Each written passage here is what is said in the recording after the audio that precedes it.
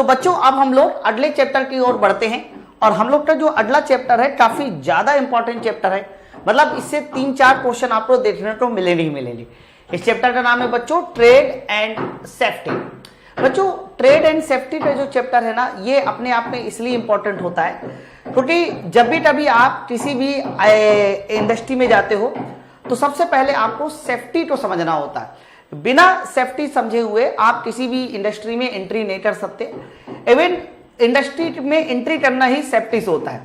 अगर आपके पास एप्रोन नहीं है, आपके पास पैर में जूते नहीं है, आपके पास जो है सर में जो है टोपी नहीं है, तो आपको किसी भी इंडस्ट्री में एंट्री नहीं मिल सकती, जो कि वहां मैंडेटरी होता है।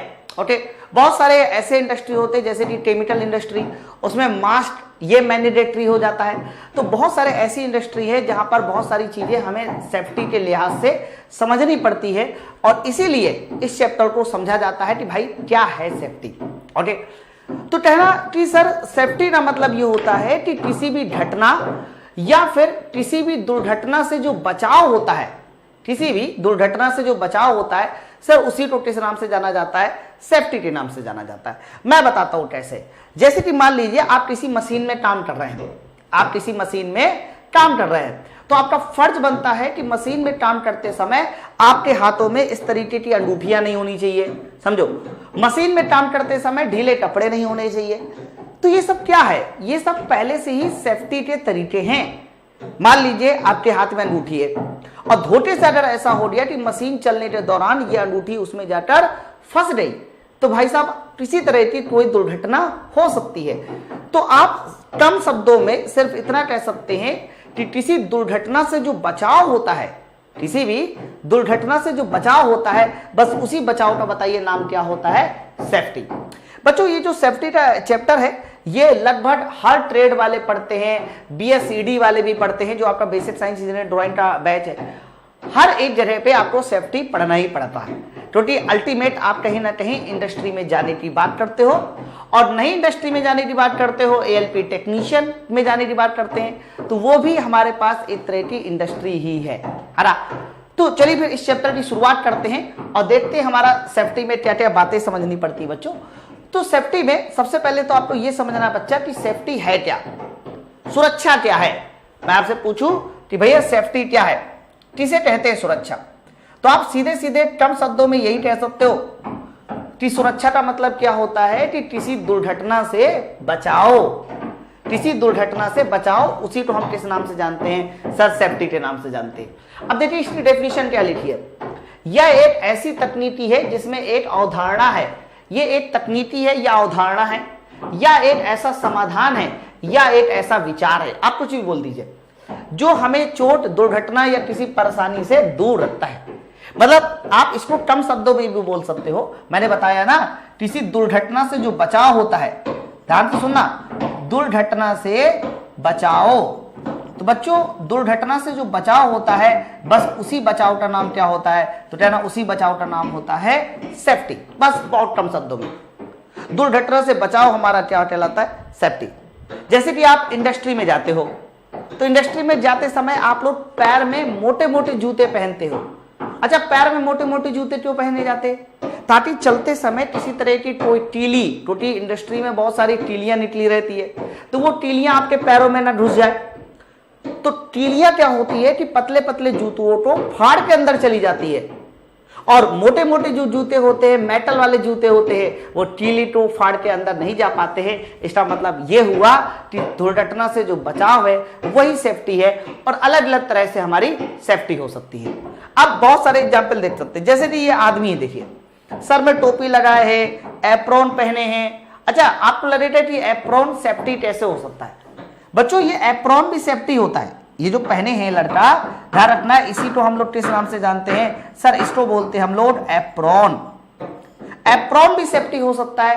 एप्रोन क्यों सेफ्टी हो सकता है? कहना एप्रोन जो होता है बच्चों वो गहरे लाल रंग का होता है या गहरे रंग का होता है, आप ऐसा कह दीजिए।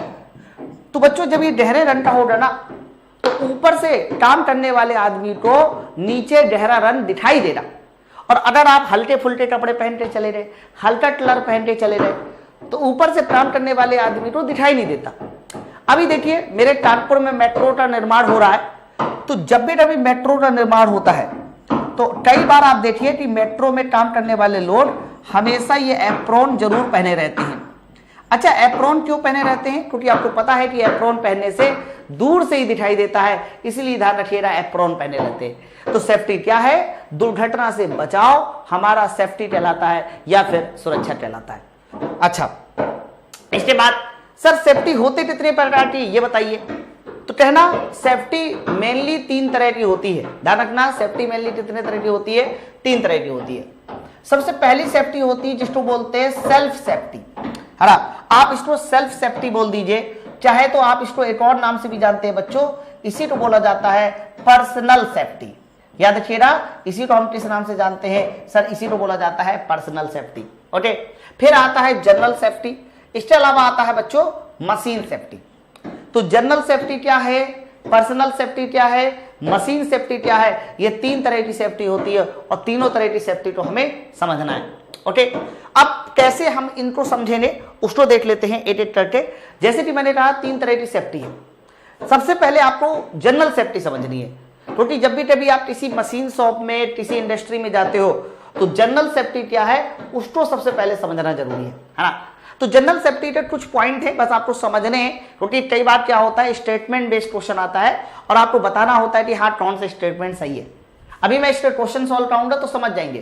तो बच्चों जनरल सेफ्टी का पहला पॉइंट क्या है कि जिस पदार्थों को आग जल्दी पकड़ती है उन्हें अलग स्थान पर रखना चाहिए। सबसे पहला पॉइंट यही है।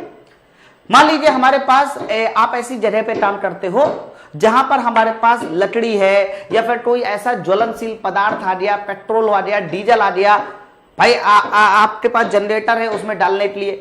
तो मेरे भाई जितने भी ज्वलनशील पदार्थ है उनको हमेशा आपको आग से दूर रखना चाहिए, है ना?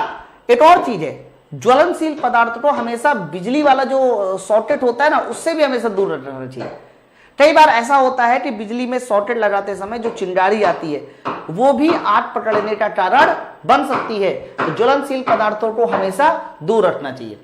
दूसरा देखिए, वर्कशॉप में कभी भी धूम्रपान नहीं करना चाहिए। ऐसा नहीं है ना कि आप वर्कशॉप में काम कर रहे हो, मुंह में एकदम पिचकारी भरे हो, पान मसाला भरे हो, तो ये गंदगी है। तो कभी भी वर्कशॉप में आपको धूम्रपान नहीं करना चाहिए। और चलो ये वाली गंदगी तो एक चल भी जाता है मेरे भाई, वैसे चलता तो नहीं है। तुमने पता चला वर्कशॉप में सिगरेट पी रहे और सिगरेट पीते पीते ही जलती हुई सिगरेट तुमने ऐसे फेंक दिया, वो भी एक आग का कारण बन सकती है, जनरल सेफ्टी, है ना? तीसरा पॉइंट देखिए, तीसरा पॉइंट ये है कि कार्य करने वाले स्थान को अच्छी से साफ कर लेना चाहिए और मशीन को साफ करने वाले कॉटन वेस्ट का प्रयोग में लाने के बाद एक पीपे या बॉक्स में डाल के ढक्कन बंद कर देना चाहिए। मतलब यह है कि जहां कहीं भी आप मशीन में काम कर रहे हो तो आप वहां सफाई रखिए।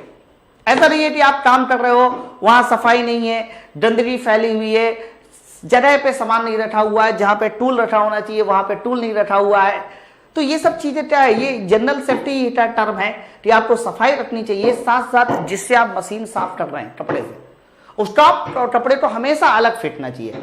वो कपड़ा जल्दी आग पकड़ता है, जल्दी जलता है, हमेशा ध्यान रखना उस कपड़े को अलग से फेंकना चाहिए। तो ये टर्म हमारे किसके थे बच्चों? ये टर्म है हमारे जनरल सेफ्टी के। इसके अलावा अगर बात करते हैं हम लोग पर्सनल सेफ्टी, सबसे ज्यादा इंपॉर्टेंट यही है। क्यों सबसे ज्यादा इंपॉर्टेंट ये? क्योंकि अगर आपने अपनी पर्सनल सेफ्टी नहीं की तो आपकी जान का खतरा जा सकता है। पर्सनल सेफ्टी में बच्चों जान का खतरा होता है और किसी आदमी की अगर जान चली जाए तो वो कभी वापस नहीं आती। तो पर्सनल सेफ्टी काफी ज्यादा इंपॉर्टेंट है। पर्सनल सेफ्टी में बहुत सारे टर्म भी होते, एक आता है पीपीई, पर्सनल प्रोटेक्शन इक्विपमेंट, ये बड़े इंपॉर्टेंट होते हैं। तो अगर मैं बात करता हूं कि पर्सनल सेफ्टी क्या है, तो पर्सनल सेफ्टी में सबसे पहला एक एक पॉइंट समझना बच्चा, मैं एक्सप्लेन भी करता रहूंगा ताकि आपको क्लियर होता रहे। पर्सनल सेफ्टी का पहला पॉइंट है औजार उपकरण मशीन तथा कार्य प्राप्त ज्ञान न होने के कारण कभी भी मशीन को नहीं चलाना चाहिए। कई बार ऐसा होता है कि हम लोगों को मशीन का कोई ज्ञान नहीं होता, फिर भी हम लोग मशीन को चलाने चले जाते हैं। जैसे कि जब हम लोग नए नए थे, डिप्लोमा किया था, है आईटीआई किया था, तो हम लोगों को क्या लगता है कि चलो लेथ मशीन को चलाना शुरू कर देते हैं और हमें नहीं पता कि लेथ मशीन में टूल जो है जॉब कैसे पकड़ा जाता है, चक में टूल को टूल पोस्ट पे कैसे लगाते हैं। ऐसे में क्या होता है ना, किसी तरह की दुर्घटना होने के चांसेस बने रहते हैं। तो जब तक किसी मशीन की पूरी जानकारी ना हो तब तक हमें ध्यान रखिएगा उस मशीन को नहीं चलाना चाहिए। अगर आपको ड्रिलिंग करना नहीं आता, आप ड्रिलिंग करने में एक्सपर्ट नहीं है, तो आपको ड्रिलिंग नहीं करनी चाहिए। अगर आप जबरदस्ती ड्रिलिंग करने जाओगे मेरे भाई, तो हो सकता है कि आप खुद का तो नुकसान करोगे, कंपनी का भी कर दोगे, बड़ी दुर्घटना हो सकती है। तो जिस मशीन की जानकारी हो, सिर्फ और सिर्फ आपको वही मशीन पे काम करना चाहिए, दूसरी किसी मशीन पे काम नहीं करना चाहिए। आपको टर्निंग करना आता, लेथ मशीन पे काम करना आता, आप लेथ मशीन पे काम कीजिए। आप वेल्डिंग करने मत जाइए, वेल्डिंग करने जाओगे तो नुकसान कर बैठोगे। हैं, चलिए दूसरा पॉइंट सुनिए क्या है। दूसरा पॉइंट ये है कि कार को कभी जल्दीबाजी में नहीं करना चाहिए, है ना। अगर जल्दीबाजी में किया तो भी आपको बुरी दुर्घटना का सामना कर सकना पड़ता था। कई बार अक्सर ऐसा होता है कि लोग जल्दीबाजी के चक्कर में कार को उल्टा कर देते हैं, या फिर जल्दीबाजी के चक्कर में जो लीवर दबाना होता है उसे न दबा के उल्टा कोई लीवर दबा देते हैं। जल्दीबाजी के चक्कर में मशीन को ही हाथ से साफ करने लगते हैं। उनको ऐसा लगता है कि उतनी दूर कपड़ा रखा है, कौन कपड़ा उठाने जाए। जल्दीबाजी के चक्कर में ही अपने जॉब को हाथ से रोकने लग जाते हैं, ढूंढते हुए जॉब को। तो ये सारा का सारा काम नहीं करना है, मैं पहले बता दूं। तो कभी भी किसी काम को जल्दीबाजी में नहीं करना। अगर आपने जल्दीबाजी में किया तो भाई साहब आपके जान का खतरा हो सकता है। अगला तीसरा पॉइंट क्या है बच्चों? तीसरा पॉइंट है कि सामर्थ्य से अधिक मेहनत नहीं करनी चाहिए। कई बार अक्सर ऐसा देखा गया है कि बहुत सारे लोग जब सामर्थ्य से अधिक मेहनत करते हैं तो भी वो जान माल का खतरा होता है। जैसे कि मान लीजिए मेरे पास ताकत है कि मैं जो है 3 बॉक्स उठा सकता हूं। अब जबरदस्ती मैं 4 बॉक्स उठा लूं, 5 बॉक्स उठा लूं, तो आगे चल के मैं सारे के सारे बॉक्स गिरा दूंगा, है तो ये नुकसान ही तो है एक प्रकार का। ठीक है, तो जितना आपकी क्षमता हो उतनी क्षमता में काम करना चाहिए। कई बार अक्सर ऐसा होता है कि हम लोग ज्यादा पैसे बनाने के चक्कर में हो सकता है कि 8 घंटे की जगह 9 घंटे काम करें।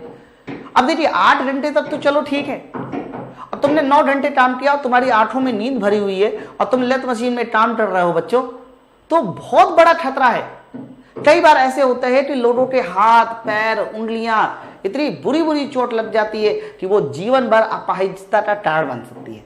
तो याद रखिएगा, कभी भी सामर्थ्य से अधिक मेहनत नहीं करनी चाहिए, इस बात को याद रखिए।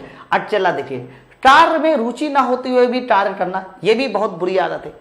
अगर आप पर्सनल सेफ्टी की बात करते हैं तो कई बार हमें कार्य में रुचि नहीं होती फिर भी हम काम करते हैं। मैं बताता हूं, जैसे कि मान लीजिए आज रात मैंने ढेर सारी पार्टी दी और ढेर सारा एंजॉयमेंट किया, पूरी रात 12-1 बजे तक मैं जागा, रात के 2-3 बजे तक जागा और सुबह 7 बजे फिर से चला गया काम करने। क्यों 7 बजे दिया? क्योंकि इसलिए दिया क्योंकि अगर नहीं जाऊंगा तो मेरा पैसा कट जाएगा, पैसा नहीं मिलेगा। तो बच्चों यहां पर क्या है ना कि मैं मेरे अंदर से मेरी आत्मा नहीं कह रही कि मैं सुबह 7 बजे उठूं, काम पे जाऊं, काम करूं, फिर भी अगर मैं जबरदस्ती वहां पे काम करने दिया तो रुचि ना होने की वजह से भी दुर्घटना हो सकती है। तो आपकी काम में रुचि होना चाहिए। अगला देखिए 5वां नंबर, कार्यस्थल या घरेलू तनाव भी दुर्घटना का कारण हो सकती है।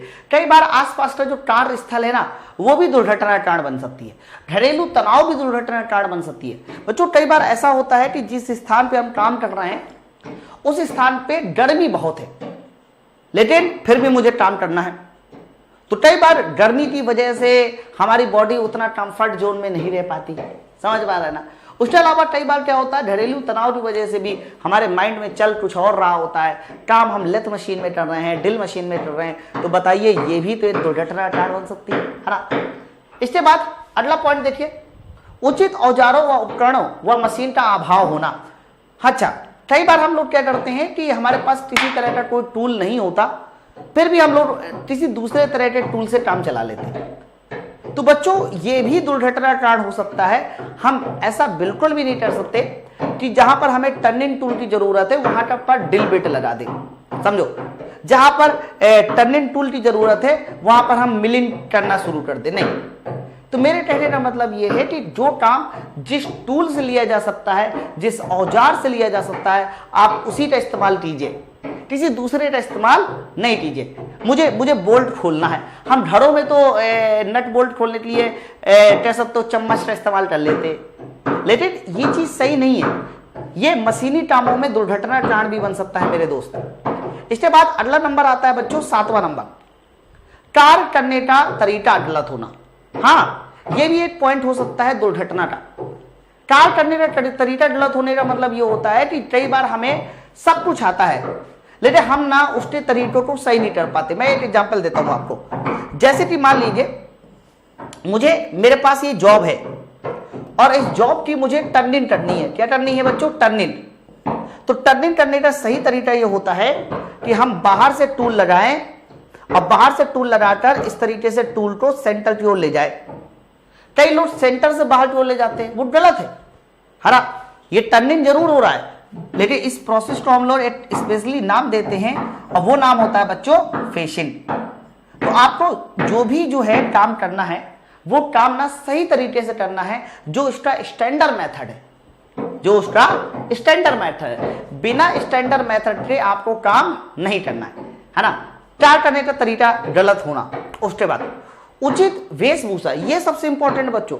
कई बार हमारी वेशभूषा सही ना होने की वजह से दुर्घटना का कारण बन सकता है। मैं कैसे सर देखो, मान लीजिए मैं किसी कंपनी में काम करने गया है, बढ़िया सा मैंने जो है एक टोपी लगा ली है, फैंसी सी टोपी लगा ली, गले में मोटी मोटी चैन पहन ली, हाथ में मोटा मोटा कंगन पहन लिया, समझे बात को, और एकदम कुर्ता पैजामा पहन के चला गया ऑफिस काम करने।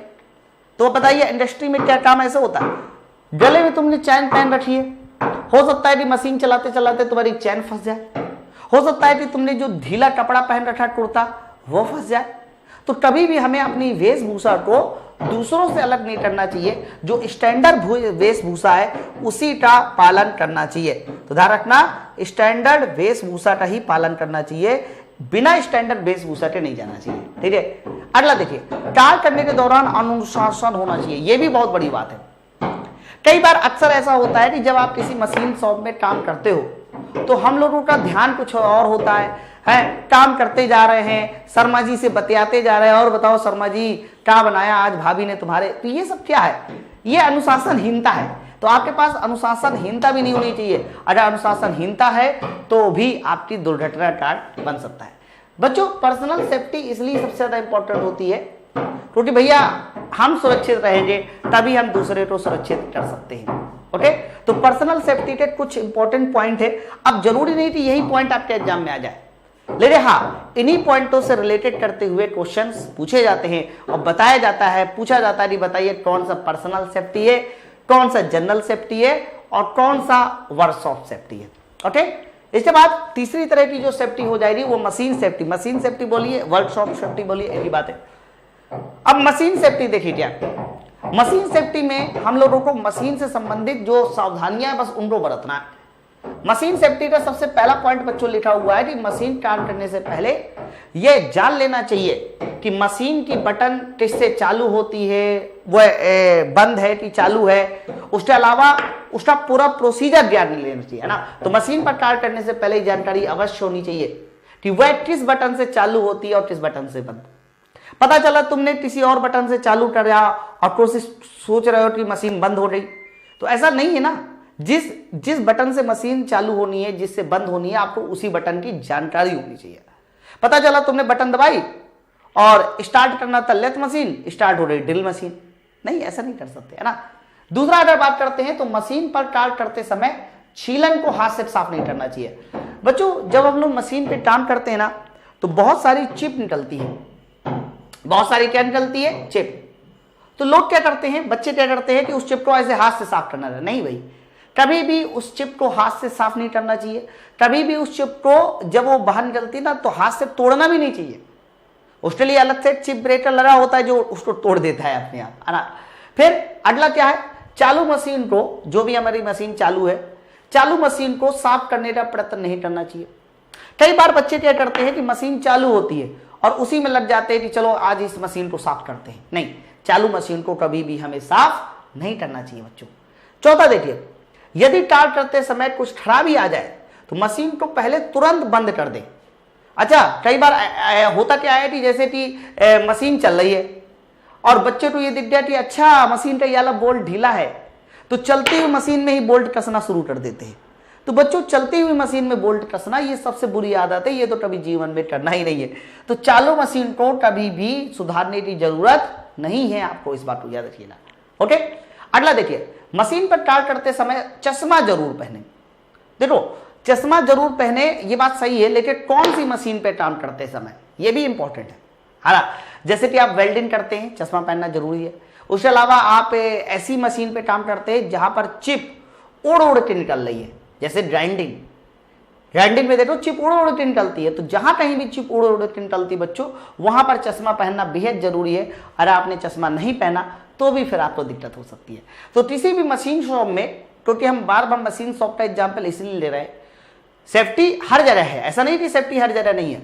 आज आप हॉस्पिटल में जाते हो तो हॉस्पिटल वाले कहते हैं भैया मास्क पहने रहो, वो भी क्या है, तरह की सेफ्टी है। क्या है, आप आज रोड में चलते हो तो रोड में साफ साफ लिखा रहता है कि बत्ती लाल होने पर ही रोड को पार करे, अरे लिखा होता है ना, तो वो भी क्या है, एक तरह की सेफ्टी ही है। लेकिन हम लोग वहां पर उन सारे तरह की सेफ्टी की बात नहीं कर रहे हैं। हमें मेन जो समझना है बच्चों यहां पर, वो समझना है इंडस्ट्रियल सेफ्टी क्या होती है। तो इंडस्ट्रियल सेफ्टी को ध्यान में रखते हुए बात की जा रही है। तो याद रखना, इंडस्ट्रियल सेफ्टी में मैंने जो 3 सेफ्टी बताई, उन्हीं 3 सेफ्टी में से हमने मशीन सेफ्टी को भी समझा क्या होती मशीन सेफ्टी। अब आपके मन में सवाल उठ रहा होगा कि सर इससे प्रश्न कैसे पूछे जाते। बच्चों अभी मैं इसके क्वेश्चन सॉल्व कराऊंगा तो आपको समझ में आ जाएगा कैसे प्रश्न पूछे जाते। इसमें जो मेन क्वेश्चन आएगा इन तीनों से, बस वो पूछेगा कि बताइए सेफ्टी के बारे में कौन सा कथन सही है या फिर कौन सा कथन गलत है। तो ये जो बातें मैंने आप लोगों को बोली है ना, ये सब बातें सुननी जरूरी थी, है ना, ये सब बातें सुननी जरूरी थी। इससे क्या है ना कि आप उस लेवल तक सोच सकते हो कि हाँ हाँ सर आप एकदम सही कह रहे हो। ओके चलो आगे बढ़ते। नेक्स्ट हेडिंग क्या है बच्चों? हाँ, अब इसके बाद आ जाता है बच्चों next heading, important of first aid. First aid बहुत ज्यादा जरूरी है। देखो आपने सर कहा सेफ्टी क्या होती है, तो मैंने कहा सेफ्टी का मतलब है कि जब भी कभी हमें दुर्घटना से बचाव करना होता है उसके लिए सेफ्टी इस्तेमाल की जाती है। फिर मैंने कहा सेफ्टी कितने तरह की होती है, आपने कहा 3 तरह की सेफ्टी समझा दी। लेकिन कई बार ऐसा भी होता है कि आप ना खुद की सेफ्टी करते हो, खुद की सेफ्टी करते हो, फिर भी कई बार किसी तरह की कोई दुर्घटना हो जाती है। मान लीजिए एक बच्चा है, उसने खुद की सेफ्टी की, लेकिन सेफ्टी करने के बाद भी दुर्घटना हो रही, तो सेफ्टी करने के बाद दुर्घटना हो रही, तो दुर्घटना के तुरंत बाद हमें करना क्या चाहिए? मान लो आप वर्कशॉप में काम कर रहे हैं, एकदम ध्यान सुनना, और आपको जो है सांप आके काट लेता है। वर्कशॉप में काम करते करते सांप आके काट लेता है, तो ये इसमें ना, ये तो दुर्घटना हो रही ना, अब इसमें हम क्या कर सकते हैं बताओ? तो सांप काट ले, तो सांप काटने के तुरंत बाद आपको क्या फर्स्ट एड दिया जाना चाहिए? फर्स्ट एड का मतलब ये होता है डॉक्टर के पास ले जाने से पहले जो हम लोग उसमें 3 तिमड़ा करते हैं ना, वही फर्स्ट एड है। मान लो आग लग गई, तो आग लग गई तो डॉक्टर के पास ही जाके क्या पानी डालते हैं क्या, या फिर डॉक्टर के पास ही जाके आग बुझाते हैं क्या? नहीं ना, ऐसा नहीं। तो कहने का मतलब यह है कि डॉक्टर के पास ले जाने से पहले हम जो भी काम करते हैं सर, उसी को हम किस नाम से जानते हैं? फर्स्ट एड के नाम से जानते हैं। ध्यान रखना, उसी को हम किस नाम से जानते हैं? तो कहना उसी को बोला जाता है फर्स्ट एड। ओके, तो फर्स्ट एड के बारे में समझ में आ गया। लेकिन फर्स्ट एड का इंपॉर्टेंस क्या है? बहुत इंपॉर्टेंस है। कैसे नहीं? मान लीजिए एक आदमी सड़क पे चल रहा है, और सड़क पे चलने की वजह से उसका जो है कह सकते हो बाइक से एक्सीडेंट हो गया। अगर बच्चों बाइक से एक्सीडेंट हो गया तो क्या वो आदमी जो है डॉक्टर के पास जब जाएगा तभी उसका खून बंद होगा? सोचिए। या फिर उसके पास जो भी एक्सीडेंट हुआ है तो थोड़ा सा भी उसको आराम देने के लिए कुछ नहीं किया जा सकता? अरे किया जा सकता है। मान लीजिए आपके हाथ से चोट लग गई, खून बह रहा है, तो क्या डॉक्टर के पास ऐसे चले जाते हो, सर देखो कितना खून बह गया? अरे तब तक कुछ कपड़ा अपड़ा लगाते हो। यही है फर्स्ट एड। तो डॉक्टर के पास ले जाने से पहले जो भी आप उस पर काम करते हैं ना, उसी काम को ध्यान रखिएगा। हम किस नाम से जानते हैं? फर्स्ट एड के नाम से जानते हैं, है ना। अब देखो ये फर्स्ट एड का बहुत सारा डायग्राम दिखाया गया है कि फर्स्ट एड क्या हो सकता है। अच्छा आगे देखिए, फर्स्ट एड क्या है, इस बात को बताया दिया। फर्स्ट एड क्या है बच्चों? फर्स्ट एड लिखा हुआ है किसी भी व्यक्ति द्वारा बीमारी या चोट लगने पर दिए गए पहले और अधूरे उपचार को प्राथमिक चिकित्सा कहते हैं। बस इतना समझो, जो मैंने बताया वो भी एकदम सही है कि डॉक्टर के पास ले जाने से पहले जो कुछ भी आपके घाव में मलहम पट्टी की जाती है सब फर्स्ट एड है। और लिखा भी है प्राथमिक चिकित्सा एक डॉक्टर नहीं है, प्राथमिक चिकित्सा जो है वो एक डॉक्टर नहीं, बट डॉक्टर के पास ले जाने से पहले।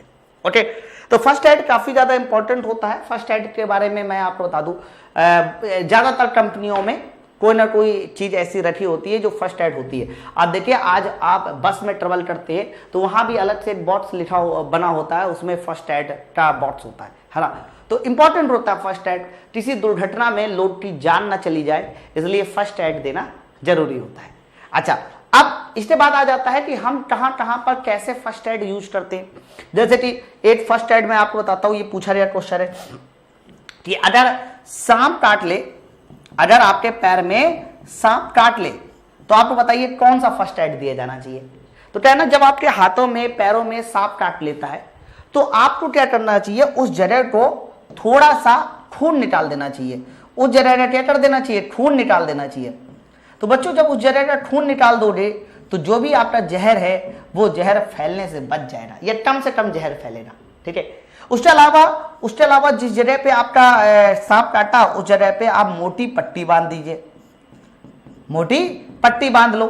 तो जब आप मोटी पट्टी बांध लोगे तो पूरा का पूरा जो जहर है वो पूरी बॉडी में फैलने से बच जाएगा, है ना। तो फर्स्ट एड का मतलब ये होता है कि आदमी की जान ना चली जाए, इसलिए थोड़ा सा उपचार कर दो उसका। अब जैसे कि इन्होंने बोला कि अगर आपको किसी वजह से बिजली का झटका लग गया, किसी वजह से बिजली का झटका लग गया, तो बताइए उसके लिए क्या फर्स्ट एड होना चाहिए है। मान लीजिए एक आदमी यहां पर खड़ा है, इस आदमी को किसी वजह से ये आदमी इस खंबे को ऐसे टच किया। बच्चों, जैसे इस आदमी ने खंबे को टच किया तो इसको बिजली का झटका लग गया, तो बताइए क्या फर्स्ट एड होना चाहिए।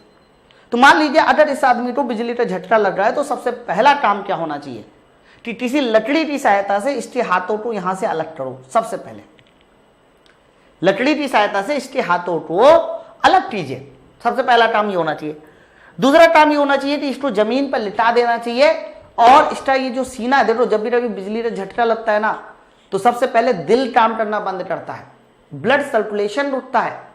तो इसके जो दिल है उसमें जोर जोर से दबाना चाहिए, जिससे कि ब्लड सर्कुलेशन पूरी बॉडी में बना रहे। इसके साथ साथ इसको कृत्रिम सांस भी देनी चाहिए। ब्लड सर्कुलेशन रुक जाता है ना तो सांस लेना भी बंद हो जाता है। ठीक है, तो वही सब छोटे छोटे बात लिखी हुई है कि तुरंत सूखी लकड़ी और रबड़ के जूते पहने हुए व्यक्ति को बिजली के संपर्क से हटा दे।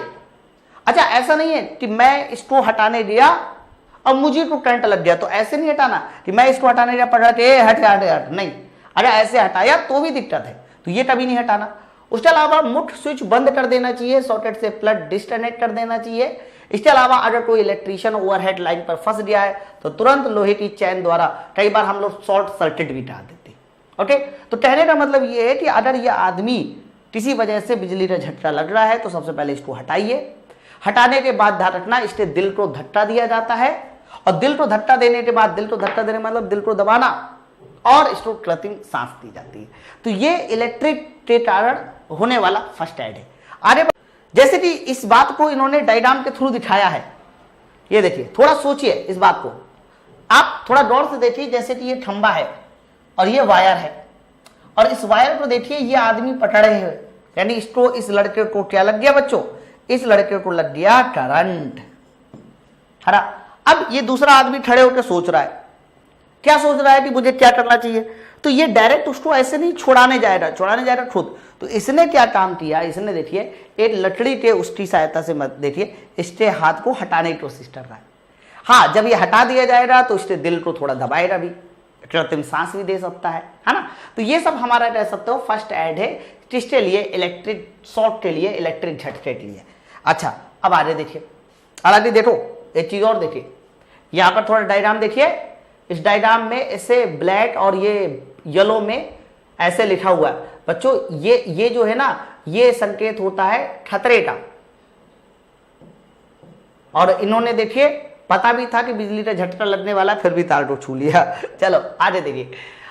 तो बिजली का झटका लगने पर क्या करे, वही बात जो मैंने अभी बताई, वही सब लिखा हुआ। पहला देखिए क्या है कि यदि किसी को बिजली का झटका पकड़ ले तो उसे कभी स्पर्श ना करे। मान लीजिए पिछले वाले आदमी को बिजली का झटका लग गया तो डायरेक्ट दूसरा वाला आदमी नहीं स्पर्श कर सकता, है ना। तुरंत बिजली का मेन स्विच ऑफ कर दे, ये दूसरा काम होना चाहिए। प्राथमिक चिकित्सा का प्रयोग जब तक ना करे तब तक बिजली के संपर्क से अलग ना हो जाए। हाँ, ये भी बात है, संपर्क अलग हो जाने पर ही आगे का प्रोसीजर करना चाहिए भाई। ऐसा रहा हो कि वो चिपटा हुआ है और आप चले रहे उसको कृत्रिम सांस देने, नहीं, ऐसा नहीं करना चाहिए ना। खुले हवादार स्थान पे लिटा देना चाहिए। अगर जरूरत हो तो हाथ पांव की मालिश करें और कृत्रिम सांस दे। मालिश करने का यही मतलब होता है, जब हम लोग हाथ पैर की मालिश करते तो ब्लड सर्कुलेशन तेज हो जाता है। ओके, और मैंने एक और पॉइंट बताया है कि दिल को दबाए, दिल को दबाने के बाद भी ब्लड सर्कुलेशन तेज हो जाता है। ठीक है, फिर ट्रोमा अस्पताल में भेजे। ट्रोमा अस्पताल का ही मतलब होता है जहां आप झटकों से किसी कह सकते हो ऐसे चीज से गुजरते हो जहां पर अचानक से दुर्घटना हो जाती है, तो वहां उस हॉस्पिटल को हम लोग ट्रोमा हॉस्पिटल कहते हैं। तो तुरंत जो है उसको ट्रोमा हॉस्पिटल भेजे। ओके, तो ये स्टेट कह सकते हो फर्स्ट एड थे। आगे बढ़ते नेक्स्ट, जल जाने के बाद आपको क्या फर्स्ट एड इस्तेमाल करना चाहिए। जैसे कि ये लड़का देखिए हैं, इसको तो चिकन बिरयानी बना दिया गया तो मान लीजिए ये लड़का है, वैसे ऐसे तो कोई नहीं जलता, जैसे ये जल रहा है, मुझे तो ऐसा लग रहा है कि जानबूझ के जल रहा है। ठीक है, तो मान लीजिए किसी कंपनी में आप काम कर रहे हो और उस कंपनी में धोखे से किसी वजह से आग लग जाती है। तो बच्चों, अगर धोखे से आग लग जाती है तो आपको क्या क्या फर्स्ट एड इस्तेमाल करना चाहिए। वैसे आग से बचने के बहुत सारे तरीके होते, वो तो मैं आगे चल के बताऊंगा जब मैं टाइप्स ऑफ फायर पढ़ाऊंगा, फायर एक्सटिंग्विशर पढ़ाऊंगा, वो मैं सब बताऊंगा। लेकिन जब भी कभी आपके कपड़ों में आग लग जाए तो सबसे पहला काम यही होता है कि आप जमीन पे लेट जाओ और लेट जाने के बाद रोल कर दो, है ना, ये सबसे पहला काम होता है। ठीक है, तो इन्होंने क्या क्या लिखा हुआ है पढ़ते। अगर कोई व्यक्ति आग से झुलस गया हो और कपड़े से चिंगारी निकल रही हो तो उसे तुरंत बुझा दे। देखो, कई बार अक्सर ऐसा होता है, मैं आपको बताऊं, ये होता ही होता है कि मान लीजिए मुझे किसी वजह से आग लग गई और मैंने आग को बुझा दिया है, लेकिन एक दो चिंगारी छूट गई, और एक दो चिंगारी छूट गई तो मुझे ऐसा लगता है कि चिंगारी से आग नहीं भड़क सकती और मैं उसको छोड़ देता हूं। बच्चों, हमेशा इस बात को याद रखना, इतिहास गवाह है कि बड़े बड़े युद्ध एक छोटी सी चिंगारी की वजह से लगता है। आप देखिए, जंगलों में इतनी भयंकर आग लग जाती है, समझो बात को, वो किसकी वजह से लगती है सर, वो एक छोटी सी चिंगारी की वजह से लगती है। तो कई बार अक्सर ऐसा होता है कि अगर आपके कपड़ों में आग लग गई और एक छोटी सी चिंगारी है तो आप उसे छोड़ देते हैं, तो छोड़ना नहीं है, उसे तुरंत बुझा दें। अगर शरीर के हिस्से पर कोई छाले या हो तो उसे दबाना नहीं चाहिए। कई बार छाले निकल जाते हैं तो हम दबाने की कोशिश करते नहीं। घाव पर बर्नल, बच्चों ये जो बर्नल होता है ना, ये स्पेशली जलने पर ही लगाया जाता है ना, और जलने वाले रोगों को कभी भी दौड़ने की अनुमति तुम देनी नहीं चाहिए। जैसे कि कई बार अक्सर होता है, ऐसा अक्सर होता है, मान लीजिए मेरे पीछे आग लग गई और मेरे पीछे आग लग गई तो मेरा क्या होता है कि आग लगने के बाद मैं दौड़ना शुरू कर देता हूँ। बच्चों, दौड़ने के बाद ना घबराहट के मारे दौड़ना शुरू कर देता हूँ, तो दौड़ने की वजह से जो आग है ना ये और भड़क सकती है। क्यों भड़क सकती है? क्योंकि ऑक्सीजन की सप्लाई बढ़ जाती है, तो कभी दौड़ना नहीं चाहिए, है ना। तो ध्यान रखना, जलने के बाद कभी भी दौड़ना नहीं चाहिए। तुरंत लेट कर, जमीन में लेट कर रोल कर जाइए। उससे क्या होता है, ऑक्सीजन की सप्लाई बंद हो जाती है, आग बुझ जाती है। चिंगारी है तो उसे बुझा दीजिए, है ना। तो ये फर्स्ट एड किसका था सर? ये फर्स्ट एड था जलने के बाद। ओके, और देखिए इसके बाद अगला है first aid for unconscious person. कई बार क्या होता है कि किसी वजह से कोई आदमी बेहोश हो जाता है। कई सारे रीजंस हो सकते हैं। अनकॉन्शियस का मतलब होता है कि आप बेहोश हो गए, आपकी बुद्धि वो हो गई, कह सकते हो दिमाग वो हो गया, शून्य पड़ गया, तो उसमें क्या आपको फर्स्ट एड देना चाहिए? ये इसका रीजन क्या क्या हो सकता है मैं बताऊं। जैसे कि मान लीजिए मैं बहुत थका हुआ हूं, और थके होने की वजह से मेरा जो दिमाग है ना वो काम नहीं कर रहा, ऊपर से सफोकेशन भी हो गया। तो सफोकेशन होने की वजह से भी मैं बेहोश हो गया, अचानक से बुद्धि नहीं काम कर रही, तो क्या करना चाहिए? तो याद रखना, जब भी कभी आप बेहोश हो जाए यानी सांसें थम जाए जिसको बोलते हैं, लेकिन दिल की धड़कन चल रही है, तो हाथ की नाड़ी देखिए, अगर वह ठीक से चल रही है तो सांस लेने की प्रक्रिया शुरू कर देनी चाहिए। देखो दोनों चीजें होती है, अगर आपका दिल अच्छे से नहीं काम कर रहा, दिल को दबाइए, दिल काम कर रहा है, नाड़ी काम कर रही है, तो सांस दीजिए, कृत्रिम सांस जिसको बोलते हैं, है ना। तो कृत्रिम सांस देना शुरू कर देना चाहिए। ओके, हाँ, मुंह में कोई खाद्य पदार्थ है तो उसे निकाल कर कृत्रिम सांस दें। तो अगर आपका अनकॉन्शियस हो गया, मतलब किसी वजह से आपकी बुद्धि वो हो गई, आप बेहोश हो जाते हैं, सबसे पहले दिल और नाड़ी चेक कीजिए। दिल और नाड़ी अगर खराब है तो दिल को दबाइए, है ना, और अगर दिल और नाड़ी सही से चल रही है तो मुंह से सांस दीजिए। ओके, चलो और आगे देखिए। इसके बाद आ जाता है प्राथमिक चिकित्सा की एबीसी। बच्चों एबीसी ना एक शॉर्ट टर्म होता है और कई बार पूछा भी जाता है कि एबीसी का पूरा नाम क्या है। फर्स्ट एड के टर्म में एबीसी का पूरा नाम क्या है, याद रखिएगा। फर्स्ट एड के टर्म में एबीसी का पूरा नाम क्या है, ये कई बार क्वेश्चन आता है ना। तो फर्स्ट एड के लिए अगर मैं पूछूं एबीसी का पूरा नाम क्या है तो कहना ए से तुम्हारा होता है एयरवे, बी से होता है तुम्हारा ब्रीद इन और सी से होता है सर्कुलेशन। ठीक है, सबसे पहले देखिए एयरवे, ब्रीद इन और circulation. Airway, breathe in, circulation, यही आपके एयरवे का पूरा नाम है। अब ये क्या है मैं इसको समझा देता हूं। सबसे पहले ध्यान रखना इसका पूरा नाम पूछा जाता है, कहता है कि एबीसी का बताइए पूरा नाम क्या है, एयरवे, ब्रीद इन, सर्कुलेशन। बच्चों एयरवे का मतलब क्या होता है कि वायुमार्ग प्राथमिक चिकित्सा के प्रथम उद्देश्य अर्थात जीवन की रक्षा से संबंधित। बहुत सीधी सी बात इन्होंने बोली कि आदमी को कुछ भी हो जाए, हाथ में चोट लग जाए, पैर टूट जाए, हो सकता है उसकी मृत्यु ना हो, लेकिन अगर आपका जो वायु मार्ग है जहां से आप अंदर सांस लेते हो वही अगर खराब हो जाए तो फिर दिक्कत है ना। तो एयरवे जो है ना, वायु मार्ग जो है ना, सबसे पहले उसी को चेक किया जाता है बच्चों, ध्यान रखना। फिर अर्थात जीवन की रक्षा से संबंधित है, किसी के प्राणों को बचाने के लिए यह निश्चित करना चाहिए कि उसके वायु मार्ग में कोई अवरोध है या फिर नहीं। हाँ, अब मैं इसका समझा देता हूं एयरवे का क्या मतलब है, मैं समझा देखो। जैसे कि मान लीजिए किसी आदमी का एक्सीडेंट हुआ, सुनना ध्यान से, देखो ये जो सेफ्टी वाला चैप्टर है ना, ये चैप्टर ना आपको फील करना होगा। आप, मुझे लगता है कि जितने भी बच्चे बैच को देख रहे हैं वो आईटीआई, डिप्लोमा या बीटेक के तो होंगे, है ना। तो आपको ये सब चीजें पहले से पता है, बस आपको फील करना है। जैसे कि मान लीजिए मैंने आपसे कहा कि कोई आदमी जो है सड़क पे चलते चलते उसका एक्सीडेंट हो जाता है। सड़क पे चलते चलते उसका क्या हो जाता है बच्चों, एक्सीडेंट हो जाता है। तो आप लोग सबसे पहले क्या चेक करते हो, सोचिए सबसे पहले क्या चेक करते हो, ये चेक करते हो क्या? अच्छा, सबसे पहले आप ये चेक करते हो गले में क्या पहने हैं, जेब में कितना माल डाले, ये क्या नहीं है, गलत चीज है, ये नहीं है ना। तो अगर कोई आदमी का एक्सीडेंट हो जाता है सबसे पहले आप ये भी नहीं चेक करते हो कि उसका हाथ पैर सही है कि नहीं सही है नाक टूटी नहीं टूटी, गर्दन टूटी नहीं टूटी, क्या ये चेक करते हो? नहीं, सबसे पहले चेक किया जाता है कि वो सांस ले रहा है कि नहीं। बताओ चल रहा हूं तो वायु मार्ग इसलिए जरूरी होता है कि अगर धोखे से वो सांस नहीं ले पा रहा या उसके सांस लेने में कोई रुकावट है, हाथ पैर को मारो गोली, उससे उतना ज्यादा मतलब नहीं है। सांस लेने में अगर रुकावट है तो आप हाथ पैर बचा के क्या अचार डालोगे, है? सोचिए। तो आप सबसे पहले सांस लेने में अगर कोई रुकावट है तो उस रुकावट को आप दूर कीजिए।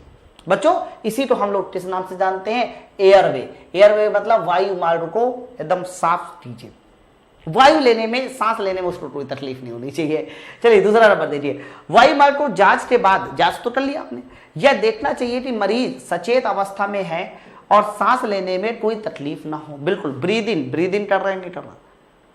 ऐसा तो नहीं है कि वायु मार्ग में अवरोध नहीं है और फिर भी वो सांस नहीं ले पा रहा, तो ये चेक कर लीजिए। हाँ, ब्रीद इन कर रहा है, नहीं कर रहा। और अंत में यह देखना चाहिए कि मरीज खून का प्रवाह हो रहा है या नहीं। बच्चों खून का प्रवाह होने ना होने के लिए ना आपको दिल को दबाना चाहिए। दिल दबाने के बाद क्या होता है, ब्लड सर्कुलेशन ऑटोमेटिक सही हो जाता है। ठीक है, और इन्होंने लिखा भी है कि नाड़ी का टेस्ट कीजिए। खून का प्रवाह होने के लिए आप नाड़ी को टेस्ट कीजिए। होता क्या है कि अगर खून का प्रवाह नहीं हो रहा ना तो नाड़ी में जो पल पल पल पल होता है ना, डब लब जिसको बोलते हैं, वो नहीं हो रहा। लेकिन अगर हो रहा है तो ठीक है, अच्छी बात है ना। तो तीन चीजें होती है एबीसी, एयरवे, ब्रीद इन और सर्कुलेशन।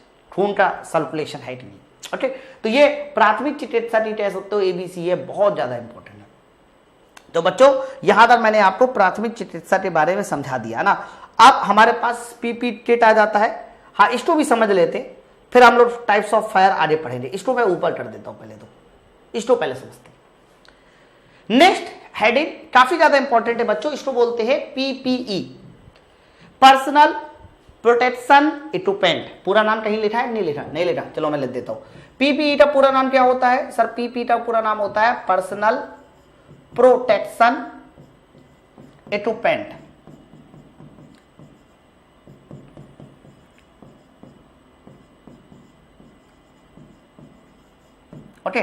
पर्सनल प्रोटेक्शन इक्विपमेंट, ये ध्यान रखना पीपीई का पूरा नाम है। भैया पीपीई का काम क्या है बच्चों? पीपीई का मतलब ये होता है कि वो सारी की सारी चीजें, वो सारी की सारी वस्तुएं जो आप खुद की सुरक्षा के लिए पहनते हो उन्हें बोलते हैं पीपीई, है ना? देखो लिखा है ना, ऐसी चीजें चाहे वह लोहे की हो या प्लास्टिक की हो, लकड़ी की हो, नायलॉन की हो, जो आपको दुर्घटना के सामने खड़ी हो सकती है, जो आपके और दुर्घटना के सामने देखो बनाने वाले कंटेंट बनाने वाले ना स्टाइलिश ढंग से परवाजा लेती है, जो आपके और दुर्घटना के सामने खड़ी हो, फिल्मी अंदाज में है ना? वैसे जनरली इसका बात ये होती है कि जो आपके खुद की सुरक्षा करे, जो आपके खुद की सुरक्षा करे उसे ध्यान रखना पर्सनल प्रोटेक्शन इक्विपमेंट कहते हैं। और याद रखना यह खुद की सुरक्षा के लिए लगाया जाता है, खुद की सुरक्षा के लिए पहना जाता है। अच्छा, खुद की सुरक्षा किससे हो सकती है? सोचने वाली बात है। खुद की सुरक्षा किससे हो सकती है, कैसे हो सकती है? तो कहना जैसे कि ये देखिए ग्लव्स, है ना? उसके अलावा ये हमारा गॉगल्स चश्मा, ये कान में लगाने वाला हो गया, है ना? ये हो चश्मा हो गया, इसे बोलते हैं हमारा जो जैकेट पहनते हैं हम लोग, ओके? ये जूते हो गए, ये भी ग्लव्स हो गए। तो ये सब क्या है सर? ये सब पर्सनल प्रोटेक्शन इक्विपमेंट है जिसको पहनने के बाद हम लोग कह सकते हो सुरक्षित महसूस करते हैं। ये जरूरी होता है। अगर आपने ये नहीं पहना रखा इसका मतलब आप कहीं ना कहीं बड़े संकट में पड़ सकते हैं, है ना? और भी देखो, मैं एक दो एग्जाम्पल शुरू और भी बताता हूँ। जैसे कि आप देखिए यहाँ पर कुछ इंपॉर्टेंट पीपीई है। कई बार पीपीई तो मैंडेटरी होता है, मतलब वो पहनना ही पहनना है। अगर आप नहीं पहने तो आप कंपनी के अंदर नहीं जा सकते, ठीक है ना? जैसे कि आप देखिए ये आई प्रोटेक्शन के लिए लगाया गया है, पहना गया। ये कान प्रोटेक्शन के लिए, हेयरिंग प्रोटेक्शन के लिए ये ग्लव्स है। हैंड प्रोटेक्शन के लिए ये बच्चों फुट प्रोटेक्शन के लिए जिसको आप बोलते हैं जूते, समझ? ये कहलाता है एप्रेन। मैंने बताया ना, एप्रेन पहनने से कई लोगों को लगता है एप्रेन पहनने से क्या प्रोटेक्शन हो सकता है। बच्चों प्रोटेक्शन होता है एप्रेन पहनने से। एप्रेन पहनने से क्या होता है कि दूर खड़े आदमी को, आप ऐसा सोचो, ऊपर एक आदमी काम कर रहा है और ऊपर वाले आदमी को एक दो पत्थर जो है नीचे फेंकने हैं या लोहे की कोई चीज नीचे फेंकनी है, तो नीचे देख के फेंकेगा। और तुम हल्की चीजें, हल्के वस्त्र पहने होगे, हल्के कलर के वस्त्र पहने होगे तो दिखाई नहीं दे रहा। एप्रेन पहने होगे तो दूर से दिखाई दे रहा है ना? उसके अलावा कह सकते हो ये हमारा मास्क हो गया, ये हमारा टोपी हो गई, है ना? तो पर्सनल प्रोटेक्शन इक्विपमेंट पीपीई का मतलब ये होता है जो आपके खुद की सुरक्षा करे, दैट इज कॉल्ड पीपीई। बहुत सारी चीजें पीपीई में होती है। कुछ चीजें कई बार मैंडेटरी होती है अलग अलग कंपनी के लिए, पहनना ही है तो पहनना है, बिना पहने आपको एंट्री नहीं मिल सकती, है ना? तो बच्चों ये वाला जो पहला लेक्चर था इसमें मैंने इसमें आपको पीपीई तक समझा दिया। अगला जो लेक्चर होगा उसमें मैं आपको टाइप्स ऑफ फायर पढ़ाऊंगा। बच्चों टाइप्स ऑफ फायर बहुत इंपॉर्टेंट है और टाइप्स ऑफ फायर से ही सबसे ज्यादा क्वेश्चन भी बनेंगे। विश्वास मानिए, टाइप्स ऑफ फायर आपको समझ में आ गया तो सेफ्टी से रिलेटेड जितने भी क्वेश्चन है वो सारे के सारे क्वेश्चन आप सॉल्व कर सकते हो। ओके, चलो फिर हम लोग मिलते हैं नेक्स्ट लेक्चर में। Thank you very much. Party सुरक्षा स्टार्ट हो चुका है और धीरे धीरे हम लोग ड्राइंग को भी खत्म करके सब कुछ फिनिश कर देंगे। Thank you very much. तो बच्चों अभी हम लोग सेफ्टी वाले चैप्टर में लेक्चर नंबर 02 स्टार्ट करते हैं, है ना? मैंने आपको कहां तक पढ़ा दिया था? तो मैंने आपको ये कह सकते हो पीपीई पढ़ा दिया था, पर्सनल प्रोटेक्शन इक्विपमेंट बता दिया था। ओके, अब हम लोग क्या देखने वाले हैं? अब इसके बाद जो हमारी नेक्स्ट हेडिंग है बच्चों उसका नाम है व्हाट इज फायर। फायर क्या है? क्योंकि यही सबसे ज्यादा इंपॉर्टेंट है और मैं आपको बता दूं इसी से हमें सबसे ज्यादा सुरक्षा भी चाहिए, है ना? चलिए सबसे पहले मैं बात करता हूं कि भाई फायर बनती कैसे, आग कैसे बनती है। तो वो वाला फायर नहीं है।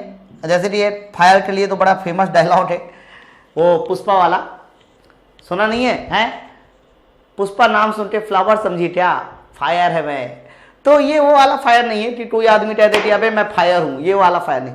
ये ऐसा फायर है ना कि आदमी को ना जला के भुना के सब कुछ कर देता है। बच्चों जब भी कभी हमें आग जलानी होती है तो आग जलाने के लिए हमें 3 चीजें चाहिए होती है। उनमें से पहली चीज का नाम है ईंधन, फ्यूल चाहिए, है ना? दूसरा जो चाहिए हमें वो चाहिए ऑक्सीजन, O2। और बच्चों तीसरा जो चीज हमें चाहिए होती है वो हीट चाहिए होती है। कई बार आप इसको ऊष्मा के नाम से भी जानते हैं। ओके, तो जब भी कभी हमें आग जलानी है तो हमें मेनली 3 चीजों की जरूरत पड़ती है। उनमें से पहली चीज का नाम बताइए क्या है? ईंधन, दूसरा ऑक्सीजन, तीसरा हीट। अगर हमें ये 3 चीजें मिल जाती है तो ध्यान रखना ये 3 चीजें मिलने के बाद हमेशा आग का निर्माण करेंगे। कई बच्चों को ऐसा लगता है कि सिर्फ ईंधन और O2 ही जरूरी है, हीट का कोई जरूरी नहीं। बच्चों हीट भी जरूरी होती है। मान लीजिए मेरे पास जो है मैंने एलपीजी का सिलेंडर खोल दिया, ऑक्सीजन भी है आसपास, जब तक आप जो है लाइटर से वो हीट नहीं पैदा करोगे, जिस या माचिस से वो हीट नहीं पैदा करोगे, जिस हीट के बाद उसे एलपीजी को जलना है तो कैसे आग जलेगी, है ना। तो आग जलने के लिए 3 चीजें जरूरत होती है, ऑक्सीजन की जरूरत होती है बच्चों, फ्यूल की जरूरत होती है, और याद रखना किसकी जरूरत होती है, हीट की जरूरत होती है। इन 3 चीजों के बाद ही हमारा कह सकते हो फायर बन सकती है ना। तो याद रखिएगा जो फायर होती है वो 3 घटक से मिलकर बनती है, 3 कंपोनेंट से मिलकर बनती है, और वो 3 कंपोनेंट कौन से वो मैंने बता दिया।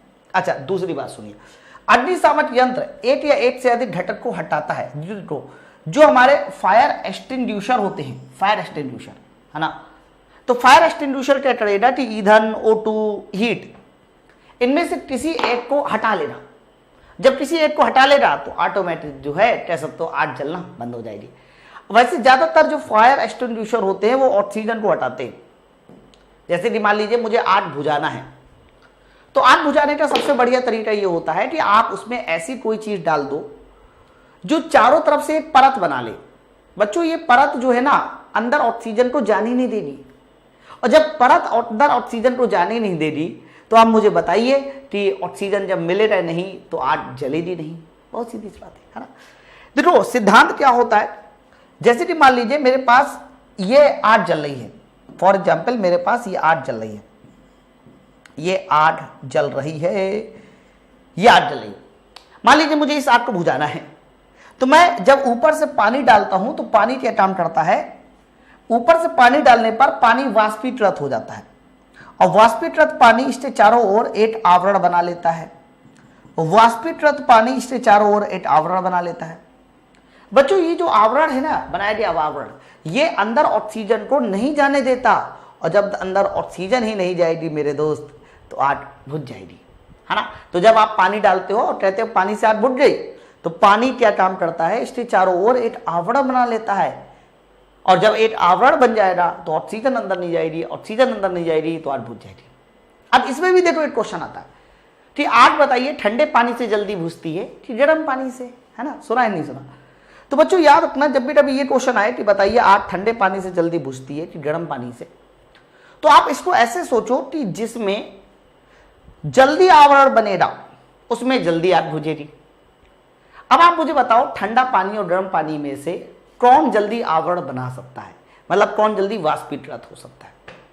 तो ऑब्वियस सी बात है, मुझे बताने की बिल्कुल भी जरूरत नहीं है, गर्म पानी जल्दी आग बना लेगा, और जब गर्म पानी जल्दी आग बना लेगा तो इसका सीधा सा अर्थ ये है कि गर्म पानी जल्दी आग बुझा सकता है, गर्म पानी जल्दी आग बुझा सकता है,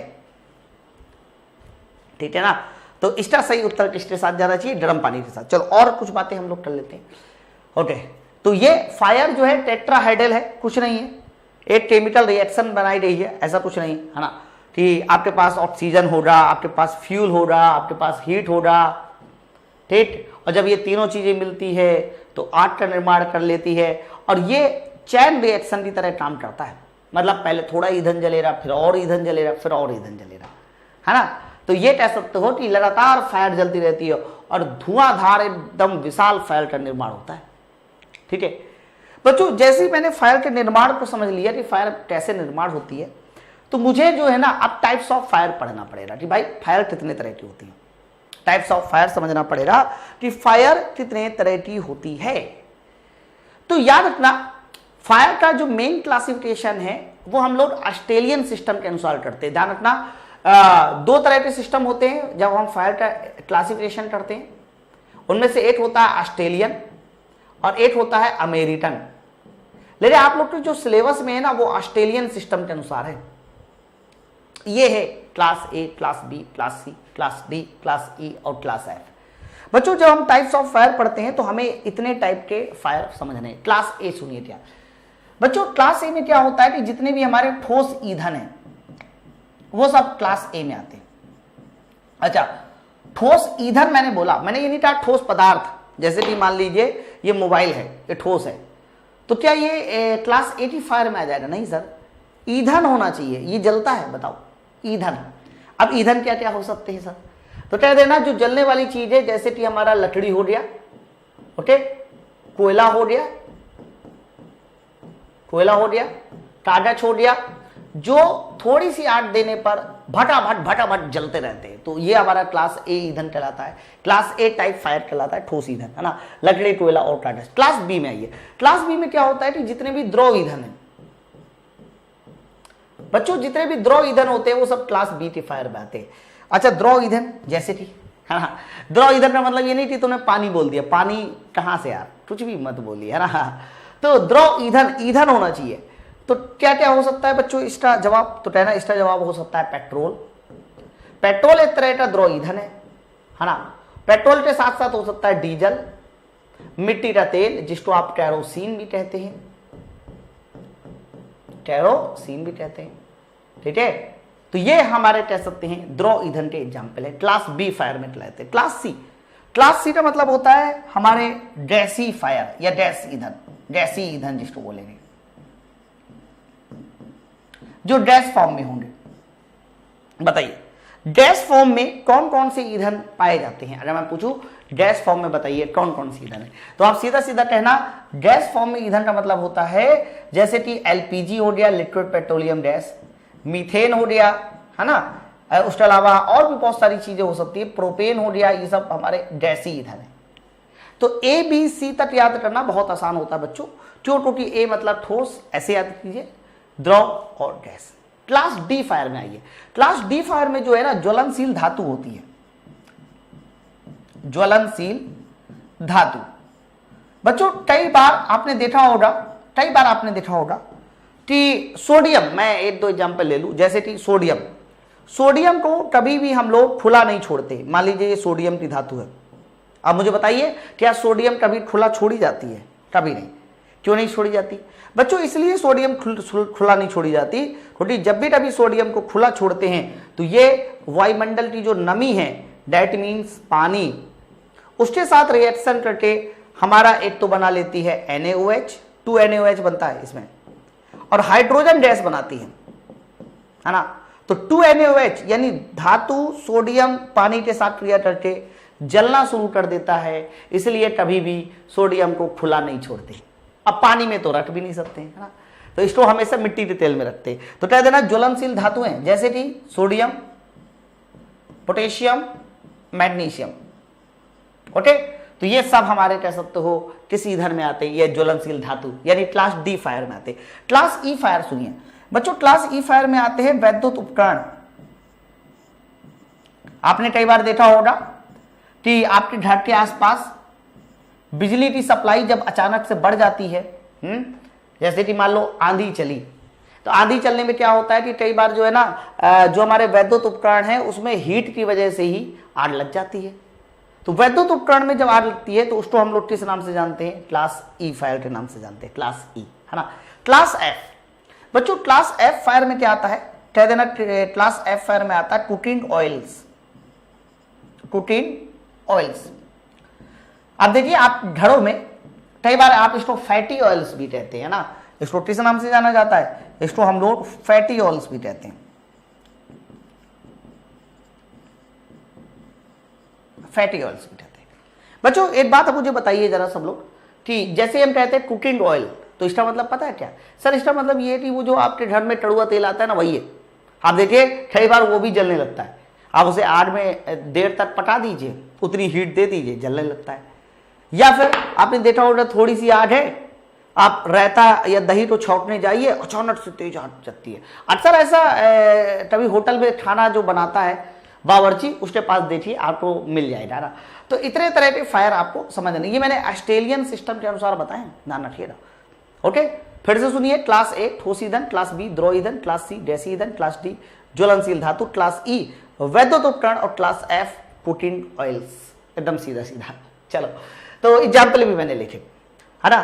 अच्छा दूसरी बात सुनिए, जैसे मैंने आपसे कहा कि भैया हमने आग जलाने के लिए आग को क्लासिफाई कर लिया, मैंने कहा कि अगर कोयले में आग लगी तो क्लास ए, समझो बात को, पेट्रोल में लगी क्लास बी, सिलेंडर में लग गई तो क्लास हमारा सी, ठीक है, ऐसे क्लासिफाई कर लिया। तो होता क्या है कि हमने जैसी क्लास को आग को क्लासिफाई कर लिया, फायर टाइप्स ऑफ फायर पढ़ लिया, तो भैया आग को बुझाने का भी तो इंतजाम करना पड़ेगा।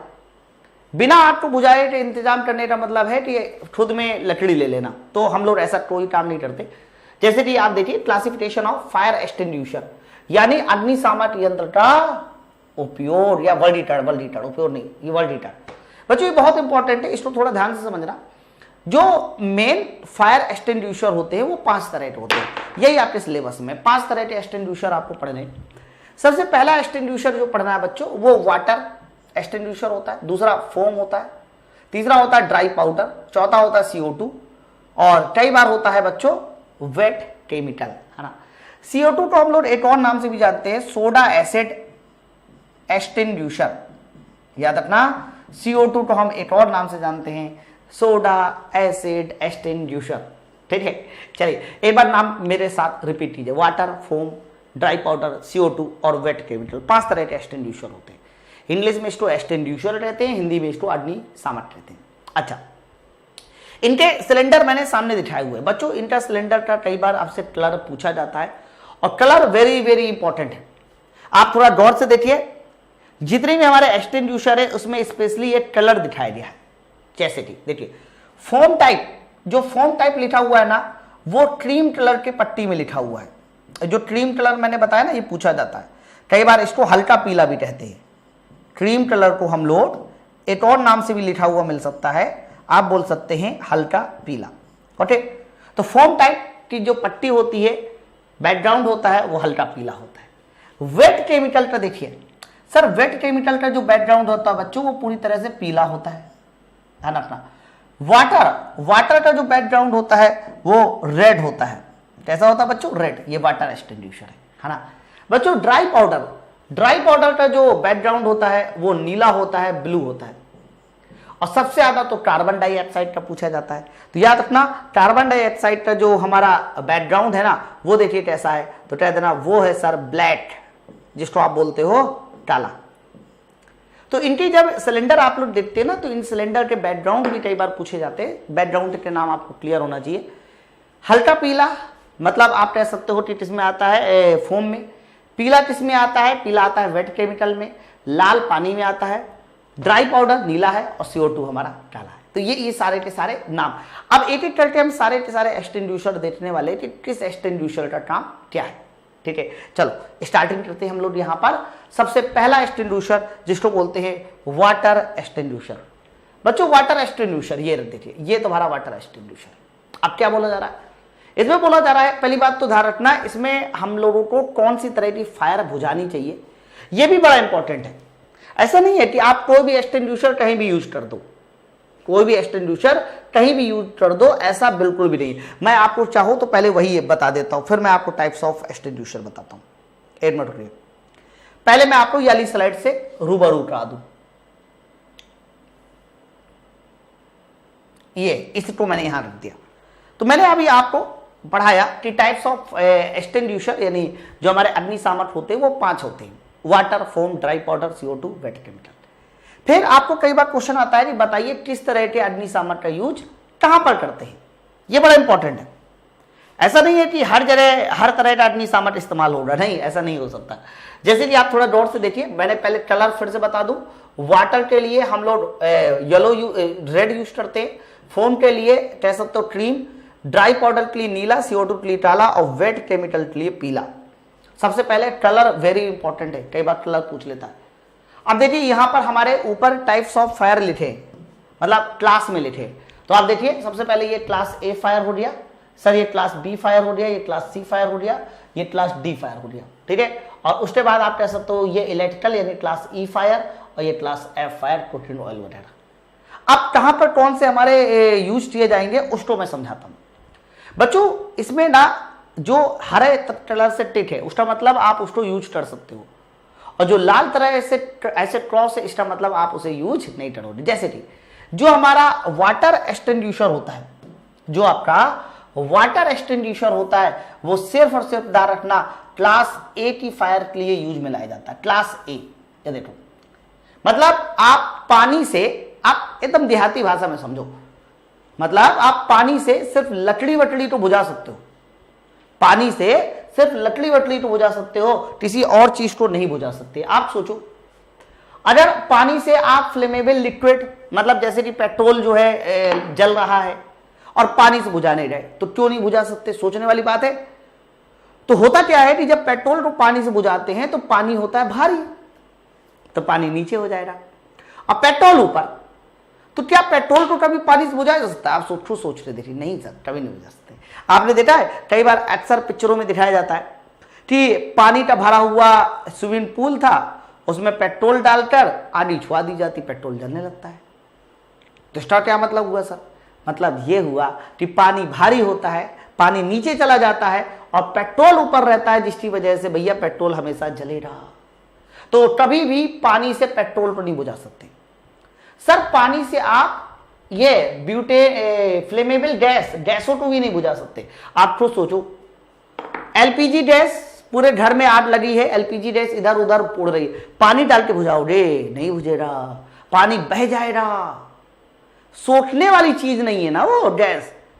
तो जब गैस सोखने वाली चीज नहीं है तो आप पानी से गैस को नहीं बुझा सकते। ये लीजिए, अगला है क्लास डी फायर, जिसमें मैग्नीशियम, सोडियम वगैरह आते हैं।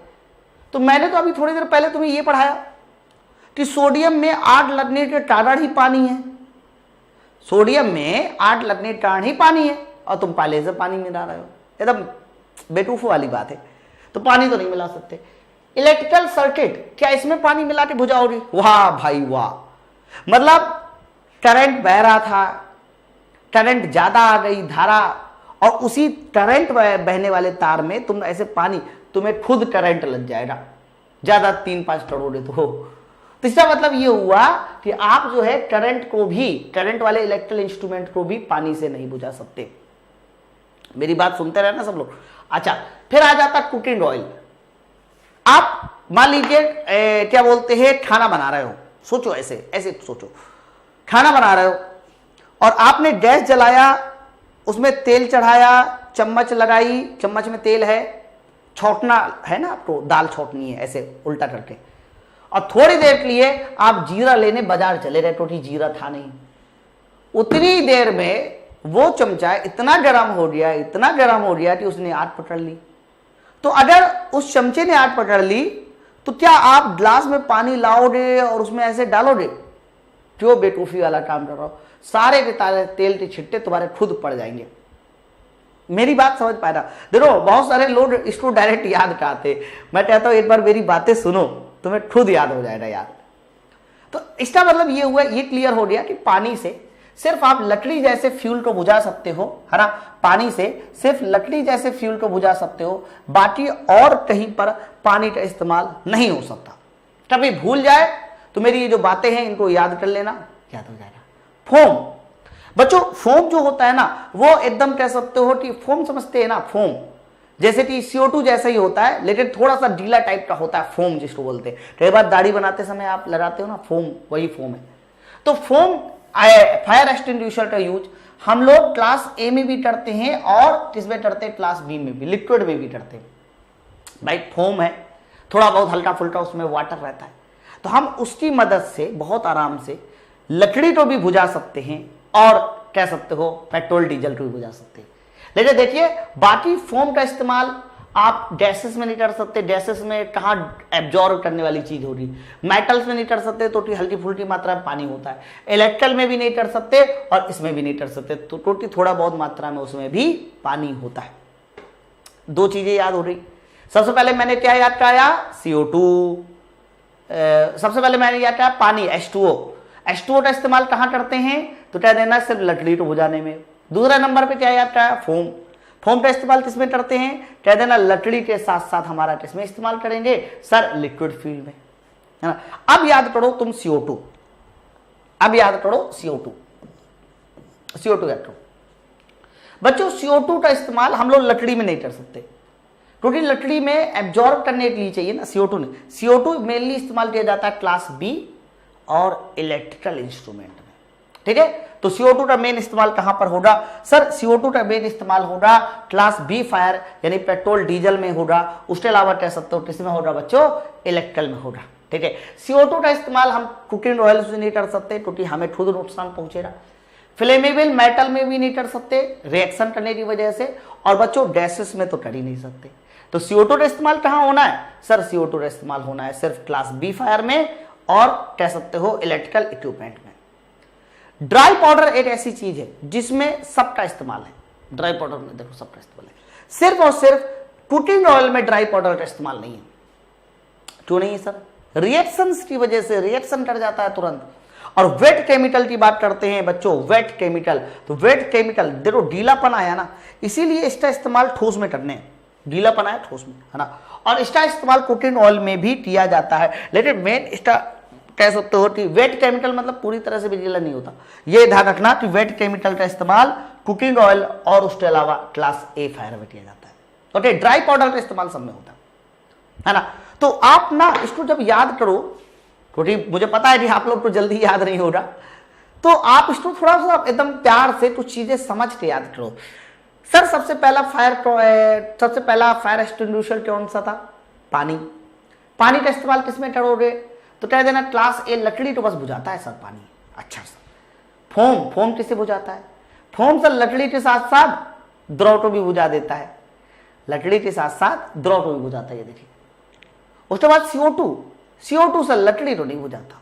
CO2 पता किसको बुझाता है सर? वो लिक्विड यानी द्रव को बुझाता है, पेट्रोल को बुझाएगा और इलेक्ट्रिकल इक्विपमेंट।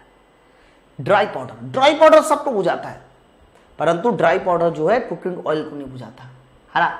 वेट केमिकल, तो सर वेट मतलब गीला, इसका मतलब ये क्लास ए फायर को बुझाएगा, ये देखिए। और सबसे लास्ट वाला भी याद रखो, कुकिंग ऑयल को बुझाता है।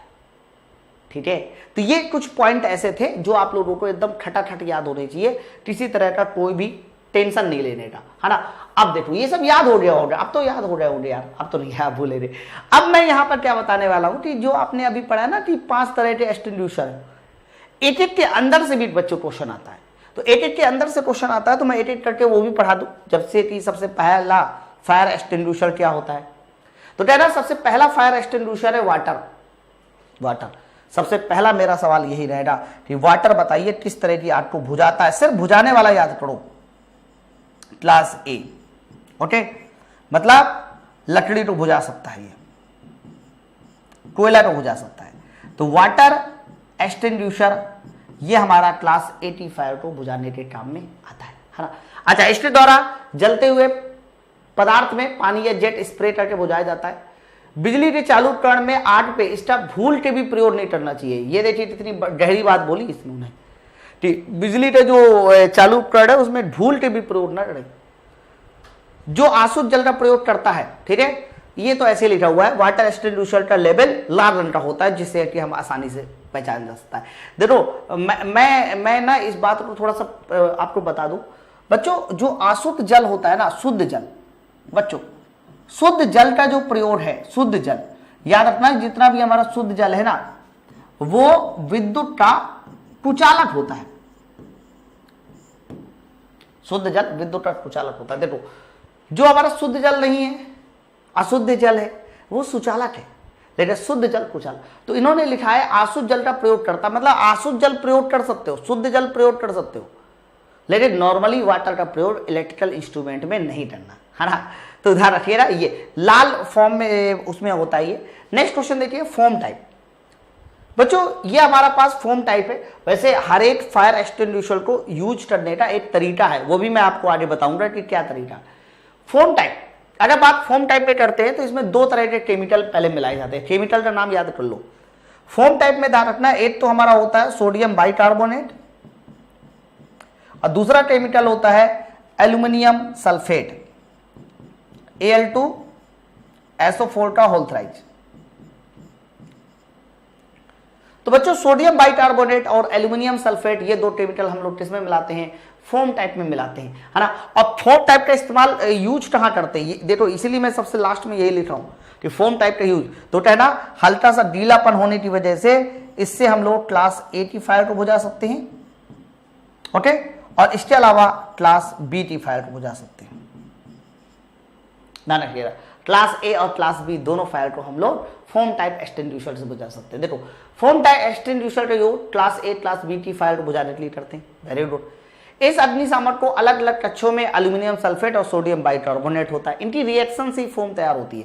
है ना। फोम एक्सटिंग्विशर का जो लेवल है वो बताइए किस कलर का होता है, तो कह देना ये क्रीम कलर का होता है बच्चों, क्रीम कलर का होता है। ठीक है, चलो और आगे देखिए, ये अगला टाइप का फोम टाइप हो गया। नेक्स्ट देखिए ड्राई पाउडर। सबसे पहला क्वेश्चन वही कि ड्राई पाउडर एक्सटिंग्विशर का उपयोग किस तरह की आग को बुझाने के लिए करते हैं। कहना ये हर तरह की आग को बुझाता है, ये हर तरह की आग को बुझाता है सर, बट कौन सी आग को नहीं बुझाता, तो कह देना क्लास एफ वाली आग को नहीं बुझाएगा। हाँ, कुकिंग ऑयल को नहीं बुझाएगा ड्राई पाउडर, बस बाकी सबको बुझाएगा। तो बोला जा रहा है ना, इसका उपयोग ए बी सी डी हर तरह की आग को बुझाने में कर सकते हैं। देखो लास्ट में ये भी लिख दिया इलेक्ट्रिकल फायर को भी बुझाने में करते है ना। और इसका लेवल कैसा होता है बच्चों, ड्राई पाउडर का नीला। ओके, तो ये रेत और बेकिंग सोडा का मिश्रण होता है। ड्राई पाउडर एक्चुअली में रेत और बेकिंग सोडा का मिश्रण होता है, और रेत मतलब होता है सिलिका SiO2 और बेकिंग सोडा मतलब हो गया NaSCO3। रखना इन दोनों का मिश्रण ही हमारा कहलाता है ड्राई पाउडर, और इसका यूज हम लोग हर तरह की फायर के लिए करते हैं, लेकिन क्लास एफ के लिए नहीं करते। ठीक है, अच्छा कभी कभी मोनो अमोनियम सल्फेट का यूज करते, ये इतना ज्यादा खास नहीं, लेकिन मेन आपको याद रखना है रेत और बेकिंग पाउडर इन दोनों का मिश्रण यूज किया जाता है, कह सकते हो ड्राई पाउडर के फॉर्म में। चलो आगे देखिए, नीला लेवल जरूर याद रखिएगा, नीला। इसके बाद CO2 काला होगा, ये देखिए काला लेवल है ना। तो बच्चों CO2 भी क्या होता है, इसी को हम लोग एक और नाम से जानते हैं, CO2 को ही हम लोग बोलते हैं सोडा एसिड एक्सटिंग्विशर। याद रखना, इसी का बताइए नाम क्या है, तो कह देना इसी का दूसरा नाम है सोडा एसिड एक्सटिंग्विशर। याद रखिएगा सोडा एसिड। बच्चों ये किस तरह की फायर को बुझाता है, तो कह देना सोडा एसिड जो मेनली बुझाता है, सोडा एसिड CO2 मतलब, तो ये बुझाता है एक तो क्लास बी फायर को, यानी जिसमें लिक्विड है, और ये बुझाता है क्लास ई फायर को, यानी इलेक्ट्रिकल इंस्ट्रूमेंट। बस इन दो फायर को बुझाता है सोडा एसिड। तो लिखा भी होगा ना, इसका उपयोग बीज देने की आग पे भी किया जाता है। इसमें ज्वलनशील पदार्थ जैसे कि पेट्रोल डीजल आते हैं। कार्बन डाइऑक्साइड का मिश्रण अत्यधिक दबाव में गैर ज्वलनशील कार्बन डाइऑक्साइड गैस से भरे होते हैं, और इसमें केमिकल इन्होंने नहीं लिखा, मैं केमिकल भी बता देता हूँ। केमिकल बता देता हूँ कि जब भी कभी आपसे पूछा जाए कि बताइए CO2 में कौन सा केमिकल इस्तेमाल करते हैं आग को बुझाने के लिए, तो कह देना केमिकल इस्तेमाल किया जाता है, एक तो होता है सोडियम बाइकार्बोनेट, अब बच्चों दूसरा होता है Na2CO3 H2SO4। इन दोनों का मिश्रण यूज करते हैं, और बच्चों इनकी रिएक्शन के बाद क्या बनता है, तो कह देना इनकी रिएक्शन के बाद एक चीज बनती है Na2SO4 प्लस CO2 और प्लस बनता है बच्चों H2O। तो इनकी रिएक्शन होने के बाद जो है ना, कह सकते हो ये फाइनली हमारे पास निर्माण होता है। तो CO2 एक्सटिंग्विशर का यूज हम लोग क्लास बी और क्लास ई फायर में करते हैं। तो बच्चों नेक्स्ट हमारा है अगला फायर एक्सटिंग्विशर है वेट केमिकल। बच्चों मैंने कहा था कि जो वेट केमिकल है वो किसके लिए ज्यादा सबसे अच्छा होता है, ये क्लास ए और क्लास एफ, याद है ना। तो वेट केमिकल किसके लिए सबसे बढ़िया होता है, तो कह देना ये एक तो बढ़िया होता है क्लास ए के लिए, और बढ़िया होता है क्लास एफ के लिए। ओके, अच्छा दूसरी सबसे बड़ी बात ये है कि इसमें एक साबुन जैसा घोल होता है जो आग को फैलने से या आग को रोकता है। इसका जो लेवल होता है बच्चों पीले रंग का होता है, हालांकि आपको हो सकता है बहुत ज्यादा पीला नहीं दिखाई दे रहा है, इमेज ऐसा बना है, लेकिन होता वो पीले रंग का ही है। ठीक है, और पोटेशियम डीले रासायनिक अग्निशामक यंत्रों के इस्तेमाल होने वाला मुख्य तत्व है। इसमें पोटेशियम का मेन इस्तेमाल होता है, किसका इस्तेमाल होता है, पोटेशियम का मेन इस्तेमाल होता है, इस बात को याद रखिएगा। तो बच्चों अगला हमारा फायर एक्सटिंग्विशर था वेट केमिकल।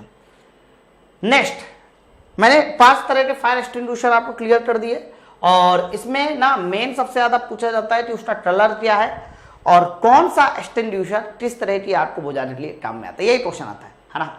चलिए अब अगली छोटी सी बात करते हैं, उसको भी समझते हैं कि ये क्या लिखा हुआ बच्चों। देखो जब भी कभी हमें किसी तरह का फायर एक्सटिंग्विशर यूज करना होता है, फायर एक्सटिंग्विशर मान लीजिए पेट्रोल पंप में आग लग गई, मान लीजिए पेट्रोल पंप में आग लग गई और आप खड़े हो और आपको पता है कि हाँ किस तरीके से क्या काम कर रहा है, तो आप जैसे ही उसको यूज करने जाओगे तो उसको यूज करने का भी एक टेक्निक है। तो याद रखिएगा फायर एक्सटिंग्विशर यूज करने की एक टेक्निक है, और उस टेक्निक का नाम क्या होता है, तो कह देना उस टेक्निक का नाम होता है पास। कई बार ये क्वेश्चन आता भी है कि फायर एक्सटिंग्विशर यूज करने की टेक्निक का नाम क्या है, पास। इसमें से हर एक का एक मतलब है। बच्चों यहां पास में से जो पी है इसका मतलब है pull the pin, pull the pin, है ना। मैं लिख भी देता हूं कि पास का जो पहला नाम लिखा हुआ है उसका क्या मतलब है, पुल द पिन। मतलब हर एक एक्सटिंग्विशर में एक पिन लगी होती है जिसको आप सेफ्टी पिन बोलते हैं। देखते हैं मेरे पास कोई डायग्राम है क्या, चलो नहीं है, समझ जाइए। जैसे कि मैं इसी से समझा देता हूं, जैसे कि एक्सटिंग्विशर है ना, तो बच्चों यहां पर एक छोटी सी पिन लगी होती है और जब तक आप उस सेफ्टी पिन को बाहर निकालोगे तब तक आप जो है आगे नहीं कर सकते, है ना। तो ये जो पिन लगी होती है तो सबसे पहले आपको वो पिन हटानी होती है। तो पुल द पिन, ये पहले पी करना। ए का मतलब है am the use of fire. Am the मतलब निशाना लगाइए। आप सीधा सीधा ये समझो, ए का मतलब है एम का मतलब होता है निशाना लगाइए, है ना। आपको निशाना लगाना है ना। कहां निशाना लगाना है, जहां पर आग जल रही है। फिर अगला होता है स्क्वेच द लीवर। स्क्वेच का मतलब होता है दबाना, स्क्वेच दबाना, कंप्रेस करना। होता क्या है, ये देखिए, आपने यहां से सेफ्टी पिन निकाल दिया, उसके बाद आप लोग आपने ये नोजल, इसको बोलते हैं नोजल, इसको क्या बोलते हैं, नोजल। तो नोजल की मदद से आपने निशाना लगाया और दूसरे हाथ से क्या करना पड़ता है कि जो नीचे वाला लीवर है ना, इस लीवर को दबाना पड़ता है। दबाने को ही हम बोलते हैं स्क्वेच। ये भी एक वर्ड होता है, ध्यान रखिएगा, इंग्लिश वर्ड है और इंग्लिश में ही याद करना है आपको, है ना। तो अगला जो वर्ड है इसका मतलब है STUEEZE, स्ट्विच। और इसके बाद लास्ट वाला जो एस है उसका मतलब है स्वीप। स्वीप का मतलब जो है अब लास्ट में आप जो है अपना जो भी CO2 है तो CO2 को बिखेर दीजिए, है ना। तो सबसे पहला पांच का मतलब क्या होगा, पुल द पिन, पिन को बाहर कीजिए। ए का मतलब क्या होगा, एम, निशाना लगाइए। स्ट्वेच मतलब आप निशाना ऐसे लगा लिया, निशाना पर दबाइया ऐसे, और जैसे ही ऐसे दबाएंगे फिर आप स्वीप कर दीजिए, सफाई कर दीजिए जिसको बोलते हैं। ओके, तो ये पास जो है ना टेक्निक का इस्तेमाल किया जाता है जब भी कभी हम लोग कह सकते हैं फायर एक्सटिंग्विशर का यूज करते हैं। सारा लिखा हुआ है यार, देखिए। स्टेप 1, पिन को बाहर निकाले। In the root of the fire, हाँ रूट ऑफ द फायर लिखा था, मुझे वहां दिखाई नहीं दे रहा था। हमेशा जो है ना जब भी कभी निशाना लगाया जाता है ना, तो फायर के ऊपरी हिस्से में कभी निशाना नहीं लगाया जाता, हमेशा रूट में लगाया जाता है। भाई देखो, मान लीजिए पेट्रोल में आग लगी, ऊपर आप आग बुझाओगे नीचे, सोच रहे देखिए, जड़ में आग बुझाओगे तो ऊपर ऊपर, तो कहना जहां से फायर निकल रही है सर वहां, तो aim the root of the fire. दूसरा, प्रेस द लीवर टाइटली। बच्चों प्रेस द लीवर टाइटली को ही हम लोग स्क्वीज कहते हैं, इसको कॉम्प्रेस भी बोलते हैं, है ना।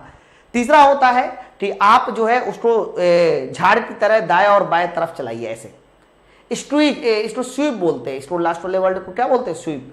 तो ये वर्ड है और इस वर्ड का अच्छे से यहां पर मतलब समझाया गया। इस वर्ड का अच्छे से क्या समझाया गया सर, मतलब समझाया गया, वो मतलब आपको समझना, ठीक है। चलो और भी देखते हैं बच्चों। इसके बाद एक और चीज भी आपको याद करनी है, जब भी कभी फायर, ये तो फायर एक्सटिंग्विशर हो गया, लेकिन कई बार अक्सर ऐसा होता है कि किसी कंपनी में, किसी बड़े होटल में जब आग लगती है तो वहां पर हमें एक टेक्निक का और इस्तेमाल करना सिखाया जाता है, उसको बोलते हैं रेस। ओके, जैसे कि मान लीजिए एक बहुत बड़ा होटल है, एक बहुत बड़ा होटल है और उस होटल में किसी वजह से आग लग गई। एक बहुत बड़ा होटल है मेरे पास और उस होटल में किसी वजह से क्या लग गई, आग लग गई। तो बच्चों जब आग लगती है ना होटल में, तो वहां पर भी एक टेक्निक इस्तेमाल की जाती है। उस टेक्निक का नाम होता है रेस, ठीक है, उसका नाम होता है रेस। रेस में क्या है बच्चों, ये जो आर पहला वर्ड है ना, आर, इसका मतलब होता है रेस्क्यू। रेस्क्यू सर, ये रेस्क्यू का मतलब क्या है, भाग जाना? नहीं, भाग जाना नहीं है, थोड़ा मतलब समझो। जैसे कि होटल में आग लगी और 80 लोग होटल में रह रहे थे जो कि हमारे मेहमान थे, और 2 लोग ऐसे थे जिनका काम ही यही था कि जब आग लगे तो तुम जो है अपने जो बाहर के लोग हैं उनको बाहर निकालो, रेस्क्यू करो और आग बुझाने की कोशिश करो। तो अगर ये पूरे के पूरे 82 लोग ही भाग जाएंगे होटल से, हैं, तो भैया आग कौन बुझाएगा, ऐसे तो नुकसान हो जाएगा। तो रेस्क्यू करने का मतलब ये नहीं कि तुम दौड़ जाओ, भाग जाओ। रेस का मतलब ये नहीं है कि तुम सब भाग जाओ, तो बेचारे आग कौन बुझाएगा। तो रेस्क्यू करने का मतलब ये होता है कि जो भी फंसे हुए लोग हैं, जो भी फंसे हुए लोग हैं जो आग से की लपटों में आ सकते हैं, उनको बाहर निकालो। ओके, तो ये इसका मतलब है। अच्छा, दूसरा क्या होता है, अलार्म। सबसे पहले आपने बाहर निकाल लिया, अगला नंबर हो रहा है अलार्म, अलार्म बजा दीजिए, अलार्म बजा दीजिए ताकि जो भी बचे हुए लोड है वो भी सतर्क हो जाए, वो बाहर चले जाए, है ना। तीसरा क्या हो रहा बच्चों, तीसरा हो रहा कंटेन, कंटेन बोलते हैं। कंटेन का मतलब क्या होता है कि जहां कहीं भी देखो आग लगी हुई है उसको चारों तरफ से बंद कर दो। बच्चों होता क्या है कि जहां कहीं आग लगी होती है अगर मैंने उसको चारों तरफ से बंद कर दिया तो आग फैलने से बच जाती है। अगर ये खुला होता सर तो क्या होता बच्चों, अगर ये खुला होता ना तो वहां ऑक्सीजन की मात्रा ज्यादा होती, और ऑक्सीजन की मात्रा ज्यादा होती तो आग लगातार बढ़ती रहती बढ़ती रहती बढ़ती रहती। तो कंटेन का मतलब ये है कि आप जो है ना जहां पर आग लगी है उसके सारे डोर को बंद कर दीजिए, है ना।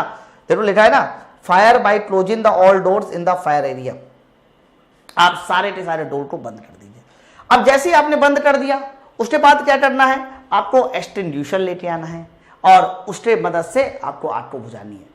जैसी आग लगी हो वैसा एक्सटिंग्विशर लेके आइए, है ना। तो याद रखिएगा फायर मैनेजमेंट सिस्टम में आपको दो वर्ड बहुत इंपॉर्टेंट होते हैं, उनमें से एक वर्ड होता है तुम्हारा पास। पास का मतलब होता है कि आप किस तरीके से किसी फायर एक्सटिंग्विशर को यूज करने वाले हो। और तीसरा वर्ड बताइए अगला वर्ड क्या होता है, तो कहना अगला वर्ड होता है रेस। सर रेस का मतलब ये होता है कि आप अगर किसी बिल्डिंग में किसी होटल में आग लग चुकी है तो वहां से आपको क्या नियम फॉलो करने हैं, वही नियम वही स्टेप हमारे कहलाते हैं रेस, है ना। तो रेस का क्या मतलब होता है वो मैंने आप लोगों को एकदम क्लियर किया। तो यहां से हमारा ये जो फायर वाला पॉइंट था वो खत्म हो जाता है। अब हमारे पास जो नया लेक्चर होगा वो होगा सेफ्टी साइन। सेफ्टी साइन ये भी बड़े इंपॉर्टेंट होते हैं, कई बार साइन देकर तुमसे पूछ लेता है कि बताइए ये साइन का क्या इस्तेमाल है ना। तो बस मुझे लगता है कि एट लेक्चर का और बचा हुआ है क्योंकि 3 लेक्चर में खत्म होता है। ओके, तो 8 लेक्चर का लगभग और बचा हुआ है, तब यहां से आपका सेफ्टी पूरी तरह से फिनिश हो जाएगा, है ना। तो चलो फिर हम लोग इसको देखेंगे अगले लेक्चर में, जिससे कि आपका ये चैप्टर पूरी तरह से कंप्लीट हो जाए। फिलहाल आपको मजा आई हो और परेशान मत होइए, BSCD वाले खास तौर से परेशान मत होइए। देखो है क्या ना, बहुत सारे लोगों को लगता है कि अभी सर वो इंजीनियरिंग ड्राइंग बचा हुआ है। बच्चा ड्राइंग की PPT बनाने में सबसे ज्यादा टाइम लगता है, क्योंकि अगर मैं ड्राइंग ना सिर्फ लिख के लेके आ गया और तुम्हें समझ में नहीं आया ना, ड्राइंग पढ़ाने का कोई मतलब नहीं। इसलिए ड्राइंग की PPT की डिजाइनिंग में सबसे ज्यादा समय जाता है, और वो डिजाइन हो रहा है, वो अभी क्या बोलते हैं जैसे डिजाइन हो जाएगा वैसे वो भी पड़ जाएगा, है ना। तो चलो फिर आप लोग मिलते हैं नेक्स्ट वीडियो में। Thank you very much. आप लोग असाइनमेंट डाउनलोड कर लीजिएगा और अगले लेक्चर में ये खत्म हो जाएगा, क्वेश्चंस होंगे, थोड़ा कंप्यूटर बचा हुआ है और इसके अलावा जो है 1-2 चीजें और बची हुई है। ठीक है, चलिए मिलते हैं नेक्स्ट वीडियो में। Thank you very much. तो बच्चों अभी हम लोग सेफ्टी वाले चैप्टर में तीसरा लेक्चर स्टार्ट करते हैं। इसमें मैंने आपको 2 लेक्चर पढ़ा दिए थे और 2 लेक्चर में हम लोगों ने रेस तक समझ लिया था कि भाई रेस क्या होता है ना। अच्छा, अब हम लोग बात करते हैं बच्चों यहाँ पर सेफ्टी साइन की। ये जो तीसरा लेक्चर है जिसमें मैं आपको बताने वाला हूं सेफ्टी साइन, ये बहुत इंपॉर्टेंट है और कई बार इसमें क्वेश्चन ऐसे बनता है कि कई बार आपको सेफ्टी साइन दे देगा और पूछ लेगा कि बताइए इस साइन का क्या मतलब है। ओके, जैसे कि स्टॉप है, ये सब साइन जो बने हुए हैं इन सब साइन का मतलब क्या है, फर्स्ट एड है, वगैरह वगैरह बहुत सारे साइन होंगे। तो सेफ्टी साइन का जरूरत क्यों पड़ती है, सबसे पहला सवाल ये उठता है, नीड क्या है। सब अगर मैं आपसे पूछूं कि सेफ्टी साइन की नीड क्या है, जरूरत क्यों है, तो कहना अगर मैं आपसे पूछूं सेफ्टी साइन की नीड क्या है, तो देखो बच्चा हर जगह पे हम लोग बड़ी बड़ी चीज नहीं लिख सकते। जैसे कि मैं आपसे कहूं कि मुझे एक ऐसी जगह पर जहां पर जूता मना करना है कि कोई भी अंदर जूता पहन के ना है, तो मैं अगर वहां लिखूं कि यहाँ जूता पहनना है अलाउ नहीं है, जूता पहन के आओगे तो सजा मिलेगी, ये फलाना फलाना टिकाना, उससे अच्छा मैं ये है कि एक ऐसा सिंबल बना दूं जो उसको निषेध करता हो, है ना। ऐसे सर्कल बना दूं रेड कलर का, ऐसे क्रॉस कर दूं तो समझ में आ जाएगा कि हाँ यहाँ पर जूता पहनना मना है। ओके, तो सेफ्टी साइन क्या होता है ना कि एक तरह का जो है सिंबल होता है जो जिसमें बताने की जरूरत नहीं पड़ती, ऑटोमेटिक लोग समझदार होते हैं। अब कौन कौन से सेफ्टी साइन होते हैं वो मैं आपको बता देता हूं। चलिए पहले स्टार्ट करते हैं भैया कि सेफ्टी साइन की जरूरत क्यों है ना। तो सेफ्टी साइन की अगर जरूरत क्यों पड़ते हैं कि जरूरत क्यों पड़ती है, तो कहना जब भी कभी हम लोग ट्रेनिंग करते हैं यानी ट्रेनिंग के दौरान कारीगरों को कारखाने में सुरक्षा के लिए उठाए गए विभिन्न कदमों नियमों और उपयोग के बारे में बचाए जाने की जानकारी देता है ना। सुरक्षा की दृष्टि से विभिन्न मशीनों और कार्यशाला में आदि में दीवारों पर प्रतीक के रूप में विभिन्न अनुदेश रखे होते हैं। सुन कुछ रहिए, ये सिर्फ और सिर्फ इतना है, कह रहा है कि आप जो दीवालों में प्रतीक लगे होते हैं बस वही सेफ्टी साइन है। आप उनको देखकर समझ जाइएगा कि हाँ इन प्रतीकों का मतलब क्या है। अब बहुत सारे तरह के सेफ्टी साइन होते हैं, उनके सिंबल होते हैं और हर एक सेफ्टी साइन का अपना एक मतलब भी होता है, वो मतलब भी आपको समझना है बच्चा, है ना। तो चलो फिर मैं स्टार्ट करता हूँ एक एक करके सारे के सारे सेफ्टी साइन, कौन कौन से हमारे सेफ्टी साइन होते हैं, स्टार्ट करते हैं। ये लीजिए, तो सबसे पहला अगर सेफ्टी साइन की बात करते हैं, देखिए सामने, तो ऐसा बोला जा सकता है कि बच्चा सेफ्टी साइन देखिए, तो मेनली 4 तरह के सेफ्टी साइन होते हैं। अगर सबसे पहले सेफ्टी साइन की बात करते हैं जिसको बोलते हैं प्रोहिबिशन। प्रोहिबिशन बच्चों इसको हिंदी बोलते हैं निषेध। निषेध का मतलब होता है कि वो चीज आपको नहीं करनी। आप इसको ऐसा भी बोल सकते हो ये चीज मना होती है। ध्यान रखना, इसे क्या बोलते हैं कि सर ये चीज मना है। मना का मतलब ये चीज आपको नहीं करनी, मना है। ओके, और देखिए वार्निंग। वार्निंग का इन्होंने जो हिंदी लिखी है, हिंदी एक तो इन्होंने गलत लिखी है, मैं इसको सही कर देता हूं, हिंदी गलत लिखी है ना। प्रोहिबिशन निषेध, वार्निंग का मतलब होता है कि आपको किसी तरह की वार्निंग दी जा रही है ना, वार्न किया जा रहा है, ठीक है। मैंडेटरी, मैंडेटरी का मतलब होता है बच्चों जो आवश्यक हो। मैंडेटरी का मतलब है जो एकदम परम आवश्यक हो। इंफॉर्मेशन बच्चों, इंफॉर्मेशन का मतलब होता है सूचना, सूचना संकेत, है ना। तो ये हिंदी इसकी गलत लिखी थी, मैंने थोड़ा काट दिया, आप एडजस्ट कर लीजिए। तो सबसे पहला आता है प्रोहिबिशन, मतलब जो चीज मना हो। वार्निंग, किसी चीज की आपको वार्निंग है, किसी चीज का खतरा है तो वहां वार्निंग साइन होगा। मैंडेटरी, जो चीज एकदम परम आवश्यक हो। इंफॉर्मेशन मतलब किसी तरह की सूचना। अब ये दिया किस में जाता है, कैसे होता है, वो भी मैं आपको क्लियर कर दूं। जैसे कि मैंने आपसे कहा कि मान लीजिए मेरे पास प्रोहिबिशन को समझना है, तो प्रोहिबिशन के लिए हम लोग क्या करते हैं कि एक रेड कलर का सर्कल खींचते हैं। एक रेड कलर का ऐसे सर्कल खींचा। मुझे मान लीजिए जूता मना करना है या फिर मुझे मोबाइल मना करना है या जूता मना करना है, तो जो भी चीज मना करनी होती है बस उसका अंदर सिंबल बना दो और उसी को रेड लाइन से ऐसे काट दो। ये देखिए, तो ये तुम्हारा कहलाता है प्रोहिबिशन, निषेध जिसको बोलते हैं ना। तो आप ऐसे समझो निषेध का मतलब मना है, नहीं लेके जाना, तो लाल रंग से इसको शो किया जाता है। तो कई बार इसका आंसर ऐसे लिखा हुआ मिलेगा, लाल वृत्त और ऐसे क्रॉस, है ना। वार्निंग बच्चों, वार्निंग को हम लोग पीले सिंबल में दिखाते हैं। देखिए पीला ट्रायंगल है। पीला ट्रायंगल में क्या होता है कि जब हमें किसी चीज की वार्निंग देनी होती है ना, ये बताना होता है कि आगे उस चीज का खतरा है, तो इस पीले ट्रायंगल में बस वही चीज बना देते हैं। जैसे कि मैं आपको कहूं कि मुझे आगे आग का खतरा दिखाना है, तो मैं इसके अंदर आग बना दूंगा, है ना। मुझे आगे जो है मान लीजिए उसका खतरा दिखाना है कि भैया आगे न जाना। जैसे कि आप चिड़ियाघर जाइए घूमने, तो चिड़ियाघर जब घूमने जाते हैं तो आगे लिखा होता है ना शेर खतरा, तो ऐसे पीले में लिखा होगा, है ना। तो कहने का मतलब ये है कि पीले में हम लोग खतरे को दिखाते हैं, वार्निंग दिखाते हैं। और वार्निंग का मतलब ये है कि भाई आगे ये है, आप मत जाइए। Okay, warning. अच्छा, मैंडेटरी, मैंडेटरी मतलब आवश्यक, जो चीज हमारी आवश्यक है। जैसे कि आप ये देखिए, ये नीले सर्कल में दिखाया जाता है बच्चों। नीले सर्कल में जैसे कि मैंने कहा कि आपको ऑफिस के अंदर या कंपनी के अंदर जाना है तो मास्क पहन के जाना है। तो मास्क पहन के जाना है तो हम लोग इस नीले वृत्त के अंदर मास्क बना देंगे। इसका मतलब मास्क आपका मैंडेटरी है। आप देखो अभी कोविड आया था तो जितने भी हमारे हॉस्पिटल थे, हर एक हॉस्पिटल में आप बिना मास्क के एंट्री नहीं कर सकते थे। तो जगह जगह पे ये बने हुए थे कि मास्क लगा के ही जाना है। ओके, तो नीले में मास्क लगाया जाता है, मास्क बनाया होता है। अच्छा, इंफॉर्मेशन, इंफॉर्मेशन का मतलब होता है किसी तरह की सूचना। जैसे कि इंफॉर्मेशन को हम लोग हमेशा हरे आयत में दिखाते हैं, इसको बोला जाता है हरे आयत, है ना। तो हरे कलर का एक आयत होता है और किसी तरह की अगर सूचना देनी है, जैसे कि फायर एग्जिट, इसको सूचना देनी है, हरे कलर का देखो आयत बना दिया। और भी सूचना हो सकती है, जरूरी नहीं कि फायर। कई बार देखो हमें पानी पीने की सूचना देनी है, उसके अलावा हमें बाथरूम जाने की सूचना देनी है कि भैया पेशाब यहाँ जाना है, तो आप जो है ऐसे हरे कलर में लिखा होता है मेल और फीमेल, और आगे लिखा होगा वॉशरूम, या फिर जो भी हिंदी में भी लिखा हो, है ना। तो ये मेनली 4 तरह के सिंबल होते हैं और ये चारों तरह के सिंबल आपको एकदम रटे हुए होने चाहिए, ठीक है। तो फिर से मैं बता दूं, लाल में क्या होता है, निषेध होता है। पीले में क्या होता है, तो कह देना ये खतरा होता है, वार्निंग होता है। नीले में मैनिडेटरी होता है और हरे में सूचना होता है। ठीक है, चलो अब एक एक करके मैं सबको समझता हूं। सबसे पहले प्रोहिबिशन देखिए, प्रोहिबिशन का एग्जाम्पल देखिए। तो आप देखिए इसमें क्या है, साफ साफ वही सेम चीज लिखी है जो मैंने आपको दिखाया कि क्रॉस एक बार सफेद खाली जगह पर ऐसे काट दिया जाता है। प्रतीकों द्वारा एक विशेष प्रकार का काम करना मना होता है। और निषेध प्रतीक जैसे कि दौड़ने से इनकार, धूम्रपान नहीं करना, आग नहीं लगाना, ये सब है। अब एक एक करके आप समझ लो। जैसे कि आप देखो इसमें लाल सर्कल में ऐसे सिगरेट बना के काट दिया गया, मतलब सिगरेट पीना अलाउ नहीं है, निषेध है।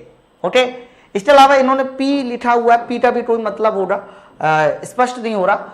अब यहां देखो साइकिल चलाना मना है। ठीक है, इसके अलावा और भी बहुत सारी चीजें। तो जहां पर जो चीज हमारी मना होती है बस उसको ऐसे काट कर निषेध मतलब काट ही देते हैं। ये देखिए ये लाल में होता है। ओके, तो ये प्रतीक आकार में गोलाकार होते हैं, एक लाल सीमा और क्रॉस बार और एक सफेद खाली जगह, ये सफेद खाली जगह और कह सकते हो पर एक काली आकृति, ये काली आकृति होती है, आकृति काली होती है, ध्यान रखना है ना। तो काली आकृति में इसको दिखाया जाता है बच्चों। ठीक है, चलो अब आ रहे और देखिए, ये देखिए ये सारे के सारे हमारे कैसे सिंबल है, ये सारे के सारे निषेध है। कैसे निषेध है ये देखिए। सबसे पहले आप देखिए यहां पर, ये देखिए यहां लैपटॉप रखा, जूता रखा हुआ है, जूता पहनना निषेध है। ठीक है, जहां जहां आपको दिखाई दे, ये सैंडल बनी हुई है, सैंडल निषेध है। मोबाइल है, मोबाइल निषेध है। दारू पीना निषेध है। डोंट ड्रिंक, पानी पीना निषेध है, मना है, समझो। तो होता ये लाल में, लेकिन अंदर जो आकृति बनाई जाती है वो काली बनाई जाती है। ठीक है, ये सिगरेट निषेध है, समझो, नो स्मोकिंग। ये कुत्ता निषेध है। तो जहां जहां जो चीज मना होती है उसे लाल पट्टी में लिख के ऐसे काट दीजिए, इसका मतलब वो चीज मना है, आप वो चीज नहीं कर सकते। नो बॉल गेम्स निषेध है। Okay, know playing of radio, ऐसे कुछ लिखा है कि रेडियो बनाना निषेध है। कई बार क्या होता है कि हम लोग रेडियो बजा लेते हैं, तो वो भी निषेध बोला जा रहा है ना। चलो आगे और देखिए। तो पहला सिंबल सबको क्लियर हो गया होगा। अगला सिंबल है बच्चों अनिवार्य, मैनिडेटरी। बच्चों मैनिडेटरी का मतलब क्या होता है, जो चीज हमें एकदम कंफर्म करनी है। इसमें क्या होता है कि नीला बैकग्राउंड होता है, अंदर व्हाइट से लिखा जाता है। तो नीले बैकग्राउंड में अगर व्हाइट से लिखा गया है, इसका मतलब ये आवश्यक है, मैनिडेटरी है। जैसे कि आप, इन्होंने बोला है कि कूड़ा को देखो, इन्होंने यहाँ फेंका हुआ, मास्क लगा, कान में ईयरबड पहने हुए, मास्क लगाया हुआ, हाथ धोना एकदम क्लियर है। तो जो चीज मैनिडेटरी होती है उसे हमेशा नीले में दिखाया जाता है, और जो अक्षर आकृति बनती है वो सफेद की होती है। देख लेते, यह नीले पृष्ठभूमि पर एक सफेद संकेत द्वारा गोलाकार आकृति में बनाए जाते हैं। इन संकेतों से कारीगर को सुरक्षात्मक निर्देश दिए जाते हैं और कार्यकर्ता इन संकेतों को आसानी से समझ लेता है। कुछ अनिवार्य या अनिवार्य प्रतीक जैसे कि हेलमेट, चश्मा, जूते, दस्ताने आदि आपको दिखाई दे। ठीक है, तो ये अनिवार्य हैं, मैनिडेटरी हैं। चलो आगे भी देखिए, कुछ मैनिडेटरी सिंबल के साइन दिखाए गए, वो भी देख लीजिए। जैसे कि इन्होंने देखो टोपी पहनी हुई है, टोपी मैनिडेटरी है ना। ये कान में लगाए हुए हैं, ये भी मैनिडेटरी है। चश्मा लगाए हुए हैं, मास्क पहने हुए हैं, समझ रहे हैं बात को, हैं। इसके अलावा और भी बहुत सारी चीजें हैं जो एकदम मैनिडेटरी है। ये मास्क है, ओके, ये एप्रेन है, तो ये सब जूते हैं। तो कहने का मतलब ये है कि जहां पर जो चीज एकदम आवश्यक होती है, आवश्यक का मतलब ये है कि उसमें अनिवार्य जिसको बोलते हैं उसे नीले बैकग्राउंड में दिखाते हैं। ठीक है, और अंदर आकृति कैसी होती है, तो कह देना सफेद होती है। ओके, चलो और आगे देखिए बच्चों। तीसरा जो सिंबल होता है वो होता है वार्निंग, चेतावनी संकेत बोलते हैं, चेतावनी। ओके, अगर चेतावनी संकेत की बात करते हैं तो इस तरीके से बाहर पट्टी काली होती है, ध्यान रखना, और अंदर जो है पीला होता है, पीला बैकग्राउंड होता है। तो देखिए ये प्रतीक त्रिकोणीय होते हैं और पीले रंग की पृष्ठभूमि, और पीले रंग की पृष्ठभूमि पर काली आकृति होती है, पीले रंग की पृष्ठभूमि पर काली आकृति होती है। इन संकेतों के माध्यम से एक चेतावनी दी जाती है बच्चों, और ये चेतावनी किसी भी तरह की हो सकती है, जैसे कि विस्फोटक पदार्थ रखे हुए हैं, अंदर बिजली का खतरा है, और भी बहुत सारी चेतावनी हो सकती है, आग का डर है ना। तो जब भी कभी हमें चेतावनी देना होता है तो ऐसे जो है ना पीले त्रिभुज में होती है, और जिसकी पट्टी ऐसे ब्लैक होती है, अंदर आकृति भी ब्लैक होगी। ये देखिए, जैसे कि कुछ चेतावनी आपके सामने है, ये देखिए, यहां पर हमारा आग का सिंबल है, फ्लेमेबल वार्निंग साइन, यानी यहां जलने वाला पदार्थ होगा। ओके, तो ये जलने वाले पदार्थ का सिंबल हो गया, यानी चेतावनी दी जा रही है। इसके अलावा अगर बात करते हैं तो ये एक्सप्लोसिव पदार्थ हो गया, एक्सप्लोसिव, है ना। ये पॉइजन सिंबल हो गया, पॉइजन सिंबल इंपॉर्टेंट है। ओके, ऐसे और भी बहुत सारे सिंबल है। ये स्लीपिंग फ्लोर का सिंबल हो गया, तो अगर आप यहां चल रहे हो तो इसकी फ्लोर स्लीपिंग है, थोड़ा संभाल के चलिए, है ना। ये रेडिएशन वार्निंग सिंबल हो गया, तो जहां पर हमें किसी तरह की कोई वार्निंग दी जाती है तो वहां पर देखना था, ऐसे हमारा पीला होता है, अंदर पट्टी ब्लैक होती है, चित्र ब्लैक होता है। अच्छा, कई बार चित्र भी पूछता है, इसलिए चित्र भी आपको याद होना चाहिए कि चित्र की आकृति कैसी है ना। चलो आगे देखिए, चौथा जो सेफ्टी साइन होता है बच्चों, उसको बोलते हैं इंफॉर्मेशन, सूचना।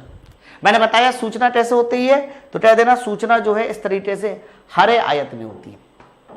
ओके, अब देखो एक ऑफिस की दीवार है, उसमें एक हरे आयत से सूचना दिखाई दे। ये फायर एग्जिट भी हो सकता है, ये कह सकते हो प्रसाधन, यानी महिला और पुरुष के जो बाथरूम की सुविधा है वो भी हो सकती है, कुछ भी हो सकता है। फायर एग्जिट भी हो सकता है ना, मेडिकल भी हो सकता है। कई बार देखिए बड़े बड़े ऑफिस में ना चीजें लिखी होती है, तो यहाँ पर हमारा पुरुष जा सकते हैं, यहाँ पर महिला जा सकती हैं।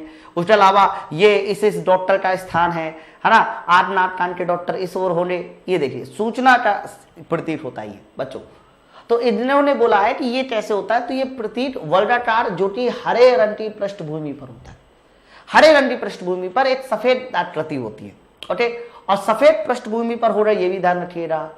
और देखिए इसके बाद इन्होंने बोला इन संकेतों के माध्यम से विभिन्न सुरक्षा संबंधी जानकारी दी जाती है, और कुछ भी जानकारी हो सकती है, वो किसी तरीके की कुछ भी जानकारी हो सकती है। मैंने एक दो एग्जाम्पल भी आपको बताए, और भी एग्जाम्पल देख लेते हैं जो हमारे पास, जैसे कि ये देखिए इमरजेंसी फोन,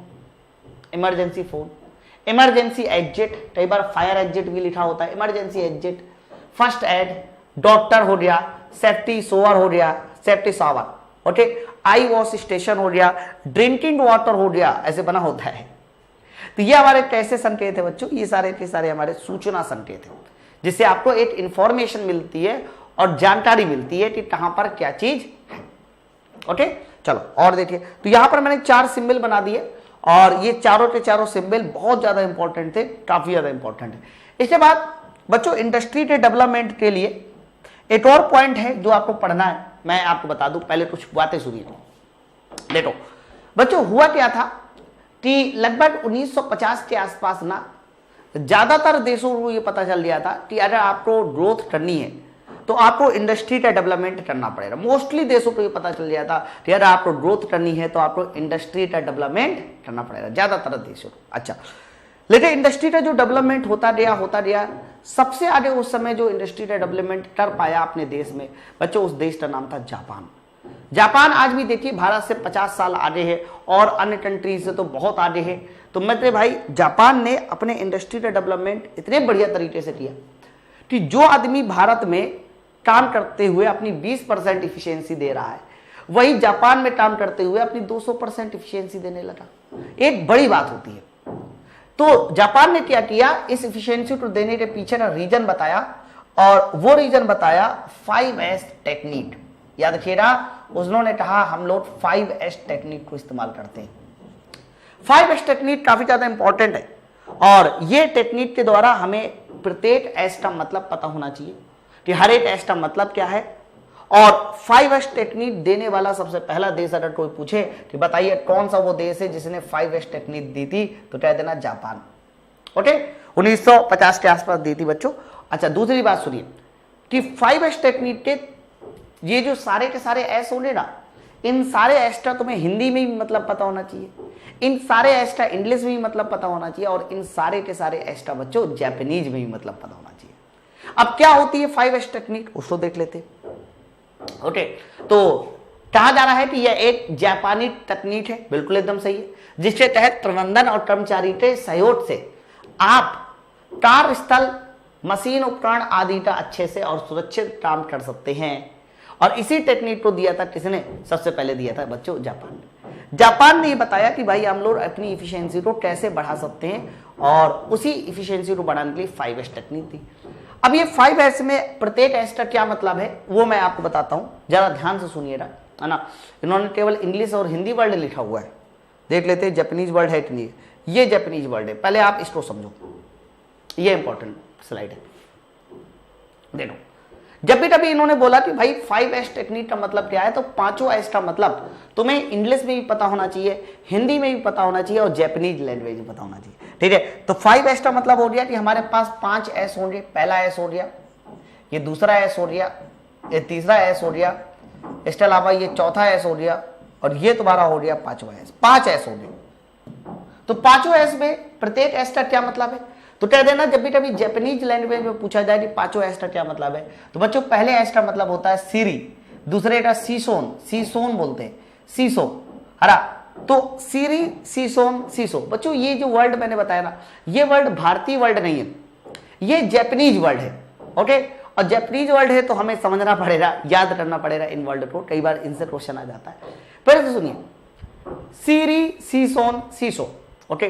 सीरी, सीसोन, सीसो लगातार याद करना है, इसलिए लगातार याद करना है, कई बार कह देगा कि जापानीज वर्ड में जो तीसरा एस था उसका मतलब क्या है, तो आपको ऑप्शन ऐसे मिले तो आपको बताना पड़ेगा कौन सा आंसर है ना। तो फिर से सुनिए सर 5 एस है और आपने अभी तो अभी 3 याद करा है, सीरी, सीसोन, सीसो, सीरी, सीसोन, सीसो। अगला क्या है, अगला है सी टेत सुटे और अगला है सित सुटे। देखो चौथे वर्ड में का के बाद ता है, का के बाद ता है, और 5वें वर्ड में ता पहले है का बाद में, है ना। यानी आप कह सकते हो कि जो हमारा चौथा वर्ड है वो है सी टेत सुटे, सी टेत सू, जी देखिए सी टेत सू। और अगला वर्ड क्या है, सित सुटे, सित सुटे, याद रखिएगा, है ना। तो सी टेत सू और सित सुटे, सित सुटे, ये हमारा कह सकते हो 5वां वर्ड, ठीक है। एक बार फिर से देखो, सबसे पहले अगर मैं पूछूं कि भाई 5 एस का क्या मतलब है, पहले एस क्या है सीरी, दूसरा क्या है सीसोन, तीसरा क्या है सीसो, सीरी, सीसोन, सीसो, सी टेत सुटे और सित सुटे, ठीक है। ये हमारे 5 वर्ड होते हैं। अच्छा दूसरी बात सुनो, इंग्लिश लैंग्वेज में इन वर्ड का क्या मतलब है बच्चों। इंग्लिश वर्ड में पहले एस का मतलब होता है सॉर्ट आउट, सॉर्ट आउट का मतलब होता है छाटना। आप छाटना बोल दो या फिर आप बोल सकते हो सही चयन, है ना, छाटना। मैं अभी इन सबको याद करा दूंगा, बस सुनते रहिए पहले आप, छाटना। उसके बाद अगला होता है set in order. Set in order मतलब सुव्यवस्थित कर लीजिए, व्यवस्था बना लीजिए। साइन, स्वच्छता। चौथे एस का मतलब होता है स्टैंडर्डाइजेशन, मानकीकरण, और अगले का मतलब होता है अनुशासन, सस्टेन। बच्चों ये हमारे 5 जो वर्ड मैंने बताए ये हिंदी और इंग्लिश साथ में बताए, ठीक है। तो पहले जापानीज वर्ड, इंग्लिश वर्ड और हिंदी वर्ड, हर एक वर्ड का तुम्हें मतलब पता होना चाहिए। एक बार और ट्राई मारे, चलो समझते। तो पहले जापानीज वर्ड 5 एस, सीरी, सीसोन, सीसो, सी टेत सुटे, सित सुटे, ठीक है। ये तो रटना है आपको। अच्छा पहले एस का क्या मतलब होता है सर, पहले एस का मतलब होता है सेट इन ऑर्डर, है ना। Set in order, set in order का मतलब ये होता है, सॉरी पहले वर्ड का मतलब है सॉर्ट आउट, सॉर्ट आउट। मैं बताता हूं इसको याद कैसे करना। जैसे कि आपके घरों में देखिए राशन आता है, मान लीजिए महीने की पहली तारीख आई और आपके घर में राशन आया, तो राशन में देखिए मूंगफली भी आएगी, चाय की पत्ती भी आएगी, समझे ना ध्यान से। उसके अलावा दाल भी आएगी, मखाना भी आएंगे, बादाम भी आएगा, चाय बिस्किट आएगी, सब कुछ आएगा। तो बच्चों जब सब कुछ आता है तो आपकी मम्मी क्या कहती है, पूरा झोला एक साथ रखती है और पूरे झोले में से चाय की पत्ती अलग करेगी, समझो बात को, मखाना अलग करेगी, दाल अलग करेगी, है ना, और सोयाबीन अलग करेगी, है ना। तो क्या कर रही है, छाट ही तो रही है ना, छाटना।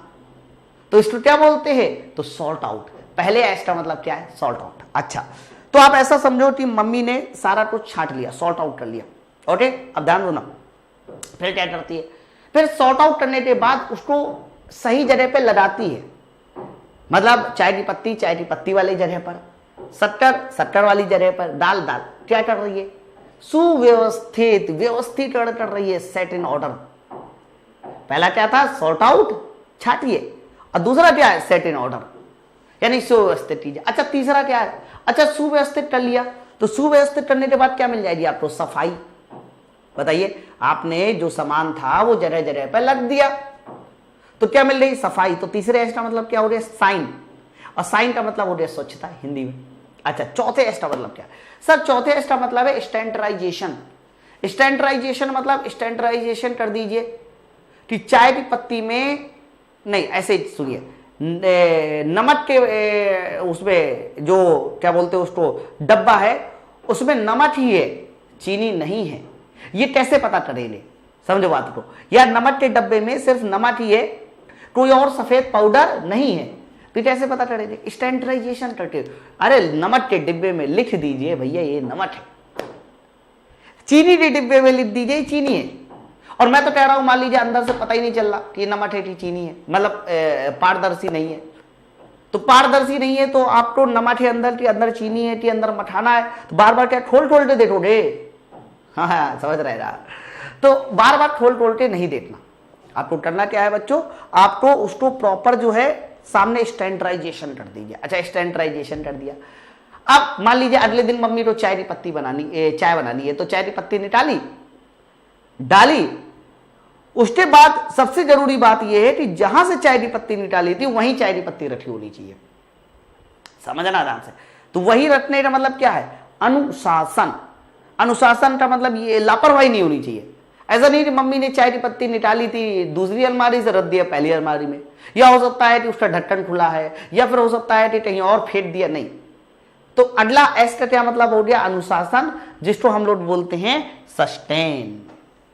ओके, तो आई होप आपको ये बात एकदम क्लियर हो गई होगी, और बहुत आसान है, कुछ कठिन नहीं है।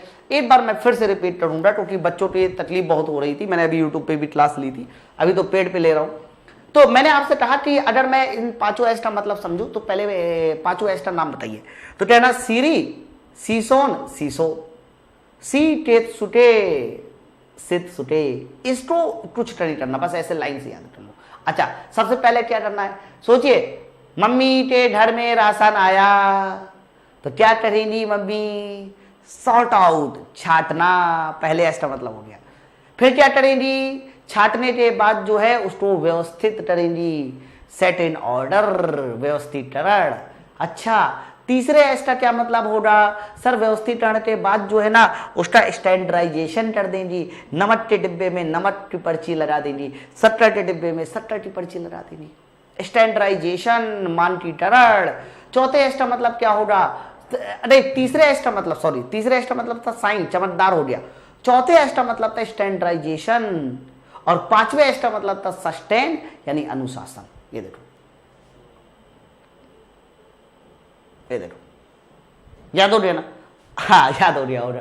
चलो आगे देखिए। इसके बाद अब कुछ बचा नहीं, कुछ नहीं बचा आप स्लाइड में। आप बहुत आराम से, क्योंकि मेन यही था याद करना, वो टेबल से ही याद कर सकते।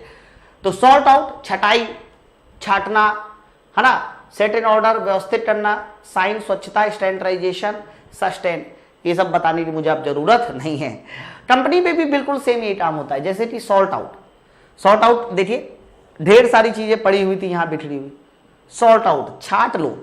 पहले क्या कर लो? छाट लो। तो ऐसी चीजें जिसको हमें अलग करना है, छाट लिया, है ना, तो ये हमारा सॉर्ट आउट होता है। बाकी आप इस स्लाइड को लिख लीजिएगा, पूरा क्वेश्चन ना वो जो मैंने अभी 5 चीजें बताई ना उसी से बन जाएगा, श्योर एकदम। ठीक है, सॉर्ट आउट कर लिया।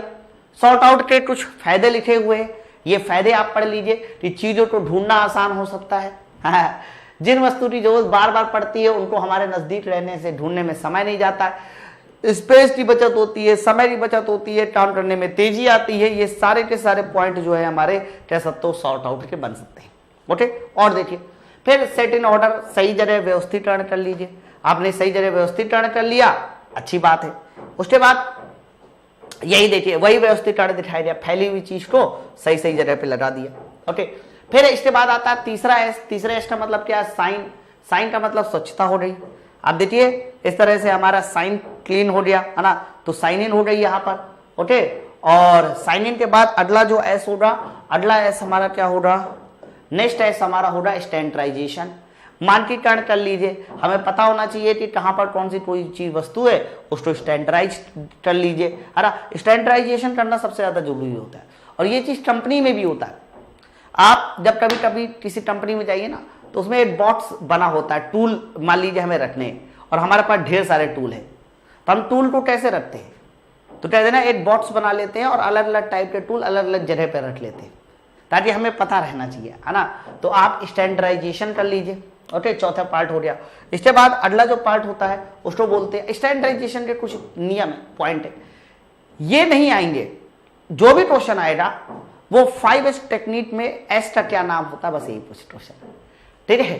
बाकी आप इसको देख लीजिए कि सभी की रिस्पॉन्सिबिलिटी फिक्स करे, जो कि कौन कौन किस काम को करेगा, अलग अलग जोन में रिस्पॉन्सिबिलिटी बना दीजिए, एक रूटीन बना दिया जाए, सारे सिस्टम को चेक करते रहे ताकि ये ठीक से काम करता रहे।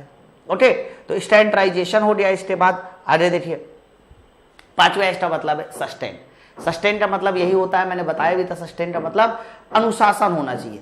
आपने जो अभी नियम फॉलो कर दिए, जो नियम बना दिए, वो नियम कोई तोड़ना नहीं चाहिए, मतलब अनुशासन होना चाहिए, ठीक है। तो ये इंपॉर्टेंट पॉइंट थे। अच्छा, ये सस्टेन है, सस्टेन, और उसके बाद सस्टेन हो जाएगा ना तो डेफिनेटली आपकी ग्रोथ होगी और 101% आपकी जो कंपनी है वो प्रॉफिट में जाएगी, ठीक है। तो ये 5S वेरी वेरी इंपॉर्टेंट है। इसके बाद हमारे पास केवल और केवल 80 बच्चों स्लाइड और बची हुई है इस चैप्टर में, इसको भी देख लेते हैं। कुछ नहीं है, सिर्फ कलर कोडिंग है। अगर कलर कोडिंग की बात करते हैं कि कौन से डिब्बे किस तरह के कूड़े के लिए इस्तेमाल किए जाते हैं, कई बार ये भी क्वेश्चन आ जाता है। तो colour code for beans, okay, जैसे कि कागज, प्लास्टिक, धातु, खाद्य पदार्थ, कांच और अन्य में 6वां नंबर होना चाहिए। तो किस तरह के लिए हमें, किस तरह के कूड़े के लिए किस तरह का डब्बा इस्तेमाल करना चाहिए, डस्टबिन जिसको बोलते। अगर आपके पास कागज जैसा वेस्ट मटेरियल है तो आप ध्यान रखना उसके लिए ब्लू डस्टबिन यूज करेंगे। प्लास्टिक जैसा अगर आपके पास खाद्य वेस्ट मटेरियल है तो आप पीला, प्लास्टिक पीला, धातु के लिए लाल, और खाद्य सामग्री के लिए बच्चों ध्यान रखना काला, ओके, कांच के लिए हरा, और अन्य के लिए ध्यान रखना स्काई ब्लू। तो किस तरीके के खाद्य सामग्री के लिए किस तरह का डस्टबिन इस्तेमाल करना है, यह भी आप लोगों को क्लियर होना चाहिए। मैं एक बार फिर से रिपीट करता हूं, कागज के लिए हमारा ब्लू, प्लास्टिक के लिए पीला, धातु के लिए लाल, और ध्यान रखना खाद्य सामग्री के लिए काला, कांच के लिए हरा, अन्य के लिए स्काई ब्लू। ओके, तो बच्चों यहां से हमारा ये वाला जो चैप्टर था ये पूरी तरह से फिनिश हो जाता है, और इसमें मैंने आप लोगों को जितनी भी बातें बताई है सारे के सारे एग्जाम में पूछी जाती है। अभी मैं इसके क्वेश्चन भी सॉल्व कराऊंगा, लगभग 50 क्वेश्चन है। तो वो 50 क्वेश्चन जब आप सॉल्व करोगे तो ऑटोमेटिक आपका जो कॉन्फिडेंस लेवल है वो हाई हो चुका होगा, ठीक है। चलिए फिर हम लोग मिलते हैं नेक्स्ट वीडियो में।